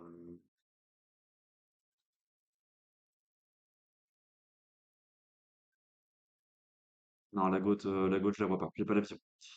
Sinister Nardak. Donc on disait, pourquoi une 0/4? Au début de l'end-step, on pioche une carte et on blight un. Ça fait de la value, mais dans quel deck on veut ça? Ah ok, je prends Slimefoot, encore une fois. C'est mon go-to à chaque fois que je vois une créature noire, mais parce qu'il n'y a pas d'autres decks qui jouent des créatures noires, quoi. Peut-être encore une fois un raton ou Aminatou mid, Aminatou aggro. Ouais, bof. Non, bof, c'est faible. Impulsivity pour 7. Un élémental qui est une 7/5. Ah, c'est terrible ces élémentaux là. Oh, c'est trop cher, genre, je lis même pas. Village Pillager pour 5, une 5/5. Wither. Donc elle donne des dommages égales à, enfin, en -1/-1. Quand cette créature entre, elle met un dommage à each créature. Ah, pas mal. Euh, et quand une créature en opponent control meurt, on fait un contre-trésor engagé. Ouais, ouais, c'est pas fou, hein. Je crois que c'est pas fou. Ça coûte cher. Euh, le cut à 5, il est compliqué, je trouve, hein. Il faut l'assumer, quoi. Sans ramper, sans rien. Mettre juste un, j'aime pas trop. On a ensuite Elemental Spectacle pour 6. Vivid crée un nombre de 5/5 Red et Green Elemental Creature Token equals the number of creature and non-permanent you control. Colors, pardon.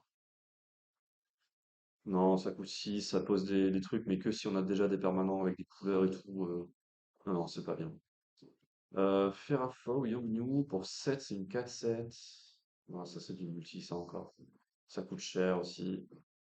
Jubilation pour 5, c'est un élémental qui coûte cher.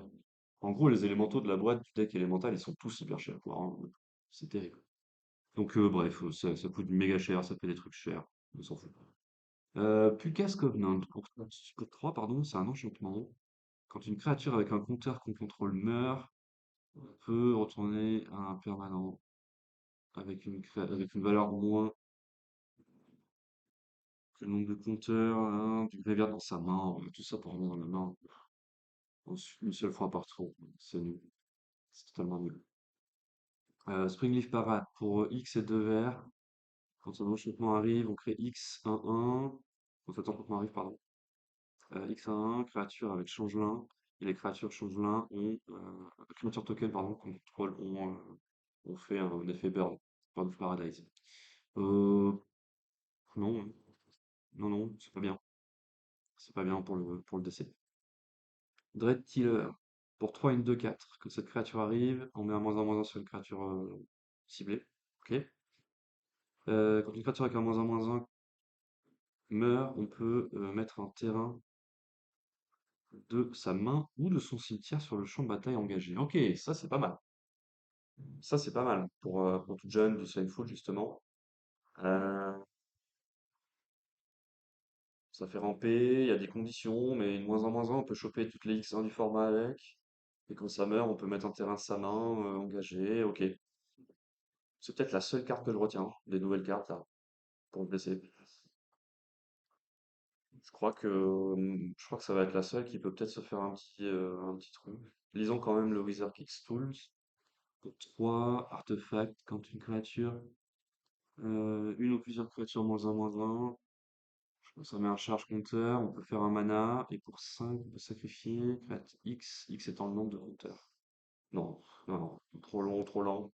Ça, c'est pas joué. Un caillou à 3 en DC, jamais de la vie.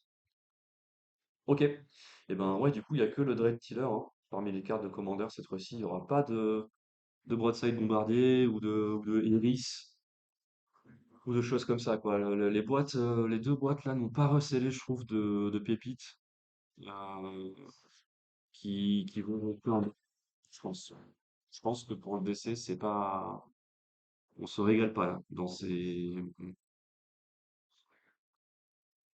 boîtes de DC. Les arts sont cool, pour ceux qui aiment.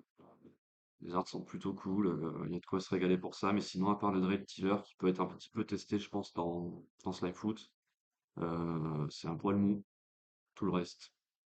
Il y a des petits reprints notables, hein. Ignoble Hiérarque, Endurance Fury, le Tree of Perdition, qui est pas joué en DC, mais qui est une carte qui vaut un peu de sous. Les Arcane Signet, on connaît. Il y a un reprint de Fire Covenant, qui pour le coup est joué. Et voilà, c'est à peu près tout dans les reprints notables, pour le DC, je parle. Le reste, on s'en fiche un petit peu. Et puis bah voilà, du coup on a un peu fait le tour de ce qui est sorti. Alors donc il y a des spoils dont je n'ai pas parlé. Petit bonus. Oh let's go. Ça nous drop un petit lien. Oh, un Glen Elendra. Ça vient d'être spoil ça. C'est tout chaud, tout frais. Glen Elendra Guardian. Pour 3 une 3/4 flash vol. Oh, oh c'est pas mal ça. Flash vol, elle arrive avec un -1/-1, donc c'est une 2/3. Pour 3, c'est complètement ok. C'est avec le reste. Yes. Et donc pour 2, on remove un counter. Et on contre un target non-spell. Et son contrôleur pioche une carte. Waouh, bah ouais, c'est bien ça. Bah ça, c'est chouette pour les decks bleus, hein. Ça va rentrer dans, pourquoi pas, un petit Spider-Man Z, peut-être. Peut-être Aragorn, ça peut vouloir tester ça. 3, c'est un poil cher. Je préfère les splash à 2. Pouvoir jouer un spell à 2 plus un counter spell.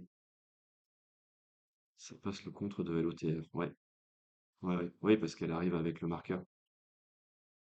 Elle l'a pas dans la pile. C'est exact. Ouais, c'est chouette cette carte-là. J'aime bien. J'aime bien, j'aime bien. Pour les decks tempo bleu. Ouais, ouais. Bonne carte flash.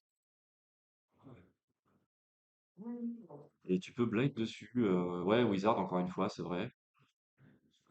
Tu peux Blight dessus pour faire boucler son effet. Intéressant. Intéressant. Dans un deck Aragorn, si tu arrives à jouer à une Félia, tu peux lui enlever son marqueur. Même si t'as pas forcément envie parce que tu veux garder la capa. C'est vrai. C'est vrai, j'ai des bêtises. Ok. Ok, elle est chouette celle-là. Elle est chouette, on aime bien.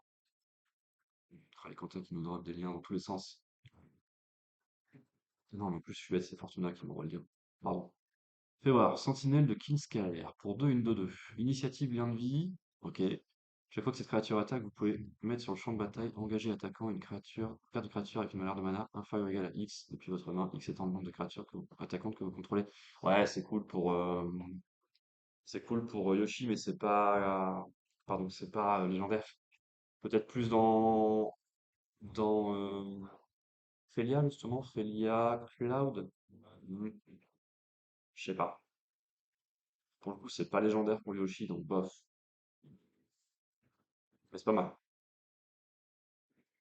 Les stats sont ok, hein. De 2 pour 2, initiative bien de vie, c'est assez chouette. C'est assez chouette. Voilà. Est-ce que ça passe le cut? Je sais pas trop. Fais voir qu'elle nous dit Atarxide. Après la fée, c'est du 5 mana si tu veux. La séquence peut être plus contre ça. Ouais, je suis d'accord. Je suis d'accord, Atarxide, je sais pas comment on prononce. Je suis d'accord que si tu veux le full gavage, ça coûte 5. 5, c'est un peu cher. Cela dit, dans un scénario où tu fais pour 5, je pose une 3-4 vol qui était contré, par exemple, je sais pas, qu'est-ce qu'il y aurait en DC ou non créature? Qui serait vraiment intéressant? Je sais pas, n'importe quel spell de fin de tour qui serait un peu value. C'est quand même pas mal, hein. Pour 5, ça vaut le coup, quoi. T'as posé ta 3-4 vols. J'aime bien, hein. Sachant qu'elle a justement ce truc où tu peux aussi la jouer pour 3. Et un peu plus tard, peut-être garder cet effet de 2, remove le compteur et le garder comme une espèce d'épée de Damoclès. Ça fait piocher l'adversaire, c'est un peu embêtant, mais ouais, c'est sympa, hein. Ça fait quand même un truc. On va voir qu'est-ce que nous envoie Fortuna. Ah oui, la nouvelle de Shadow, la fameuse. Ombre Lune pour 1, une 7-7, avec 6 marqueurs -1/-1. Et à chaque fois qu'au moins une carte de permanent est mise en mode cimetière depuis n'importe où, pendant que cette créature envoie un marqueur -1/-1, on retire un marqueur -1/-1. C'est intéressant ça, surtout que ça marche avec la meule. On peut se meuler et ça lui enlève le marqueur. Donc ça peut le faire devenir assez gros assez vite. Et ça menace, donc ça peut commencer à mettre des points tôt dans la game. J'aime bien.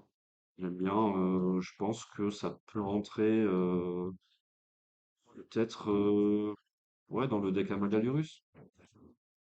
Amalia qui explore, donc qui va avoir tendance à mettre des cartes au cimetière. Et donc d'enlever des marqueurs -1/-1. À part ça, en DC, Slimefoot, bah, non, hein, je crois pas, hein. Je crois que Slimefoot, ça ne va pas jouer ça. Je sais pas. La carte est cool, c'est une mythique. Elle a pas beaucoup de drop, mais ouais, un peu mollasse, je trouve. Enfin, mollasse. Dire on doit faire quelque chose, quoi. Ouais, moderne. Ça m'a l'air d'être un design de carte de construit. C'est pas légendaire, ça nécessite un peu un setup. C'est un bon drop 1 qui va ensuite, tu vois, le tour où il peut attaquer, peut-être commencer à mettre beaucoup de points dès le tour 2 en ayant fait un spell qui meule, tu vois. Euh, c'est vrai qu'à 2, tu peux assez facilement commencer à lui enlever pas mal de marqueurs, quoi. Donc, en DC, je la contextualise pas trop, Ombre Lune. Je crois qu'elle est pas très forte.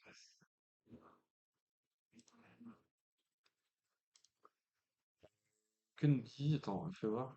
Philippe, est-ce qu'il y a d'autres spoilers ici, du coup, que j'aurais pas vu? Oui, c'est ça, il y en a pas mal que j'ai pas vu. Ok, bah, jetons un petit coup d'œil alors. Allons-y, on est là. Il y avait le Ajani. De toute façon, il sera pas en DC, donc il n'y a pas franchement grand-chose à dire, je pense.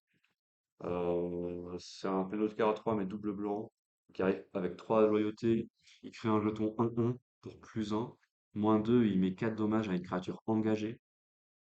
4 dommages, c'est bien, mais voilà. Et -8, ça sert à rien d'en parler en DC. Tout le reste, on a à peu près vu, je crois.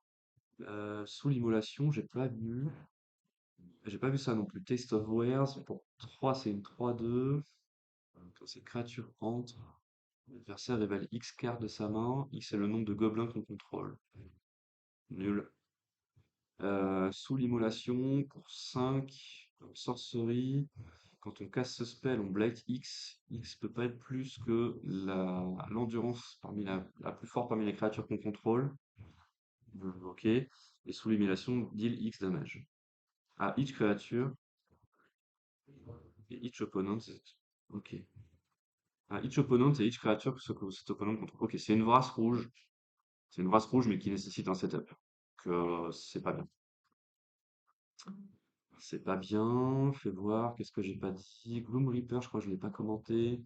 Quand cette créature arrive, target créature gagne plus X plus 0. X étant le nombre d'elfes, on s'en fout. Scuzzbug Scrouger. Ouais, bah, rouge que chez l'adversaire. Je suis d'accord avec toi, mais je pense qu'il vu qu'en fait il faut que tu aies une créature qui ait de l'endurance. Du coup, bof quoi. Point 5. Peut-être dans un build de Spider-Man IZ où t'as ton Spider-Man 2-3, du coup ça met 3 à toutes les bêtes assurées. Ouah, bof quoi, est-ce que c'est bien? Je crois pas, hein. Ça reste pas grand-chose en fait. Faut que t'aies joué un Oculus ou un truc comme ça. Ouais, bof, hein. Non, non, bof. Franchement, c'est pas terrible. Ce serait une Vrasse rouge à 5 qui mettrait des dégâts directs et ça pourrait être dans un deck contre le rouge, mais là je vois pas. J'étais sur le Scuzzback Scrounger pour 2 une 3-2. Début de la main phase, on blight 1, et si on le fait, on fait un jeton trésor. Ok, c'est une bête aggro. Ouais, je pense pas non plus que la carte passe le cut à Tarxes. Je pense pas non plus. Le Scuzzback, il présente de l'aggro, peut-être dans Urgo, pourquoi pas. Ça nous avance pour le prochain tour. Ça va être un trader token. Ah non, il est pas tap le token, donc ça fait directement ramper de 1. Mais c'est main phase 1, donc first main phase, donc c'est pas le tour où on le pose, c'est pour le tour d'après. Un peu dommage. Un peu dommage. Ok, pourquoi pas. Spry et Mighty, 5. On choisit deux créatures, on draw X card. On n'a jamais deux créatures en DC, c'est très rare. Donc c'est pas bien. On a le Adept Water Shaper pour 3 une 3-4. Les autres créatures engagées sont indestructibles. Ouais. Euh, Bof. Peut-être pour Satya, vu qu'il va engager la créature, il va s'engager lui-même pour attaquer, la copie sera engagée, attaquante. Ça rend indestructible toutes les créatures qui attaquent. À part ça, bof quoi. Ça a pas le flash. Pas terrible pour les decks tempo. Une bonne stat, cela dit. Ok. Ça j'avais vu. Non, je crois pas. Ça coûte 7. Donc, si, j'avais vu ça. Si, si, j'avais commenté déjà. Euh, ouais, ouais, il y a du texte, mais bof. Peut-être pour, j'allais dire pour Hidetsugu Hikari, mais c'est un sorcery, quoi. Donc, un peu la flemme, quoi. Je trouve. Ouais, ça peut se révéler sur le Hidetsugu. Peut-être. Le Champion of the Pass. Ça, j'ai pas vu ça. Euh, non, le CCM3. Ah, pardon, le Twilight Divider. Ok, ok. Du coup, 3 pour 3. Quand elle arrive, on surveille 2. Quand une créature que je contrôle entre, on va directement sur mes graveyard, crée sa copie. Ok, pourquoi pas. Pourquoi pas, mais encore une fois, à part dans Slime Foot et bêtes noires, je vois pas dans quoi on les joue. Ouais, ouais, je suis d'accord, attends que vu que c'est sorcerie, dans Hidetsugu, tu respectes quand même le timing, donc c'est pour ça que je le contextualise pas non plus, le Dream Harvest. Euh, donc Twilight Diviner, ouais, pourquoi pas, les effets sont bons, mais encore une fois, dans quel deck, quoi? Dans quel deck t'as envie de jouer une 3-3 pour 3 qui fait des effets un peu mous? Pour Slime Foot, Surveille 2, c'est pourquoi pas assez utile, mais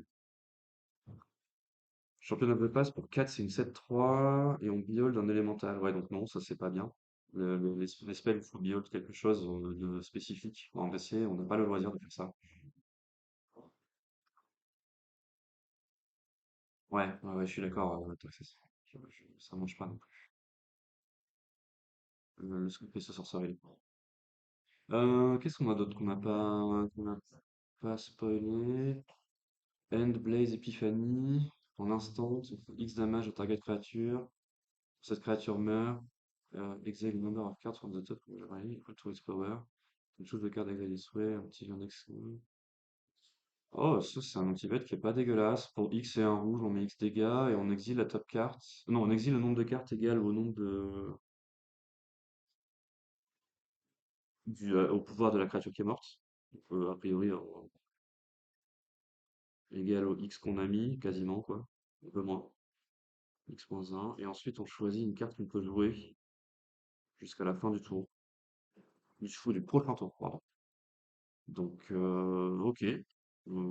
Pourquoi pas. Ça nécessite du mana, donc beaucoup de mana pour tuer quelque chose, quoi. Ok. Et le reste, je crois qu'on a fait le tour, hein. Il y a un peu plus de cartes spoilées sur ce site, mais je crois qu'on est passé sur toutes les cartes là. Ok, bon, bah, et du coup, il y a quand même pas mal de petites choses. Il y a des petits tests, il y a des trucs à peu près évidents, comme le 2-2, le 2-2 War 2-2 Life, Incomparable, etc. Il y a deux, trois autres cartes qui sont à tester dans certains decks. Je pense notamment à la créature blanche là pour Felia, Rhys. Il y a aussi du coup bah, cette fameuse créa bleue, là, la fée bleue qui vient de spoiler, je crois, hein. C'est ça, hein, elle a spoilé récemment là. Vanilla Guardian, pourquoi pas. Le Hexing Squelcher, bien sûr. Après, j'avoue que le reste, ça a l'air d'être un peu moins du power level du DC. Je crois. Mais bon, je demande qu'à être surpris. Petit reprint de Spellsnare à souligner. Euh, voilà. Voilà du coup pour un peu la review de ces spoilers. Pour le prisme du DC. On rappelle que du coup, une carte par extension qui réussit le DC, bah, comme je disais tout à l'heure, en tant que général, quand on en as déjà un qui perce, c'est bien. Et je dirais que franchement, deux, trois cartes, c'est un peu la norme, hein. Il y en a rarement plus que ça qui font le cut, quoi. Donc là, on est dans la norme, je pense. Je pense qu'on est sur un set qui respecte le quota. Lokmar est pas mal aussi, je l'ai pas ressouligné, c'est parmi les premières que j'ai spoilé, que j'ai révélé, enfin pas révélé, mais dont on a discuté. Ouais, Modern Horizon c'était bien au-dessus, mais Modern Horizon c'est différent. C'est un set bah, déjà moderne, donc avec un power level plus élevé. Et c'était assumé que le power level était pété, quoi. Donc Modern Horizon c'était plus de cartes que la norme, clairement. Un set de standard, franchement, deux, trois cartes qui rentrent en DC, c'est déjà assez solide, hein. Faut pas le négliger, hein. C'est quand même déjà solide, quoi. Donc non, non, on est sur un set avec une qualité qui est somme toute assez correcte pour le moment, et sachant qu'en plus tout n'est pas encore spoil, si je dis pas de bêtises, hein. Il y a encore des spoilers qui arrivent, hein, je crois. Je crois que le set n'est pas entièrement spoilé là. Regardez, 235 sur 275. Donc après, il y a peut-être des reprints et tout. Mais non, non, on peut encore avoir des belles surprises, des beaux petits drops à se mettre sous la dent. Euh, c'est un bon set. Moi, je dirais que c'est un bon set. Il a en plus le bon goût d'avoir une direction artistique qui est hyper stylée sur les showcases et tout ça. Pour les pimpers, ça va encore régaler les decks. Et en plus, on sait qu'en DC, il y a quand même pas mal de gens qui aiment bien jouer brillant. Parce que vu que justement c'est du one-off, on peut se faire un peu plaisir sur les cartes. Mais ouais, non, globalement, je dirais que. Alors, il n'y a pas grand-chose pour les top decks. Felia, donc le Ritz, me semble intéressant. Euh, Il y a eu pas mal de points d'interrogation pour Slimefoot et Squee, qui va peut-être tester quelques cartes. Et sinon, j'avoue que ouais, pas trop, hein. Pour TV, peut-être le fameux contrat 4. Voilà un peu ce qu'on pourrait résumer, je dirais. Peut-être aussi le contrat 4 dans Hidetsugu Ikari, ça peut être un ajout. Euh, et donc la fameuse fée, peut-être dans les deux decks tempo bleu. Pourquoi pas? Je sais pas trop à la place de quoi, mais pourquoi pas? C'est ça aussi, les places sont chères, hein. Les places sont très très chères. Écoutez, je pense que je vais m'arrêter là, perso. Ça va faire deux petites heures qu'on est ensemble. J'espère que ça vous a plu cette première de DC News. La semaine prochaine, donc on va refaire une petite session au vendredi midi. Donc pareil, midi 14h, où on fera un nouveau point donc sur le classement de la ligue de Duel Commander, la ligue euh, championnat de France. Donc avec du coup une nouvelle session qui aura eu lieu la veille. Je vais essayer de faire aussi un petit peu plus donc de stats, de match-up, etc. Pour qu'on discute un peu plus longuement donc, de ce débrief. Euh, et puis du coup, j'imagine qu'on aura encore les quelques derniers spoilers à se mettre sous la dent pour la deuxième partie de l'émission, du live. Et puis voilà. Et puis globalement, on parlera de Duel Commander, quoi. On checkera peut-être quelques listes aussi, encore comme on a fait. Là, j'essaierai de me procurer donc les listes des joueurs. Comme ça, quand il y aura des joueurs qui font 3-0. Euh, C'était beaucoup plus propre que Chris, ça. Ouais, ça tacle. Ça tacle. Ça tacle dans le chat. Je pense que Chris, en plus, est là, donc il va te répondre en mode d'ordre. Attention, ça va, ça va bagarrer. Mais non, merci. Merci à tous d'être là, d'être venus. Merci pour vos commentaires, pour votre participation. Et puis, donc, comme je disais, on se retrouve la semaine prochaine, même heure, midi 14h. On va se faire un petit midi et deux le vendredi pour la pause déj. Euh, Venez parler du Commander avec moi. Voilà, on va faire, donc, comme je disais, débrief Ligue d'essai et puis commentaire un peu des listes. Et puis on verra un petit peu les derniers spoilers. Voilà, voilà. Bon app à ceux qui sont encore en train de manger, ceux qui vont manger, moi c'est mon cas. Et puis ceux qui ont déjà mangé, bonne digestion à vous. Et on se retrouve très vite. À bientôt. Allez, bye.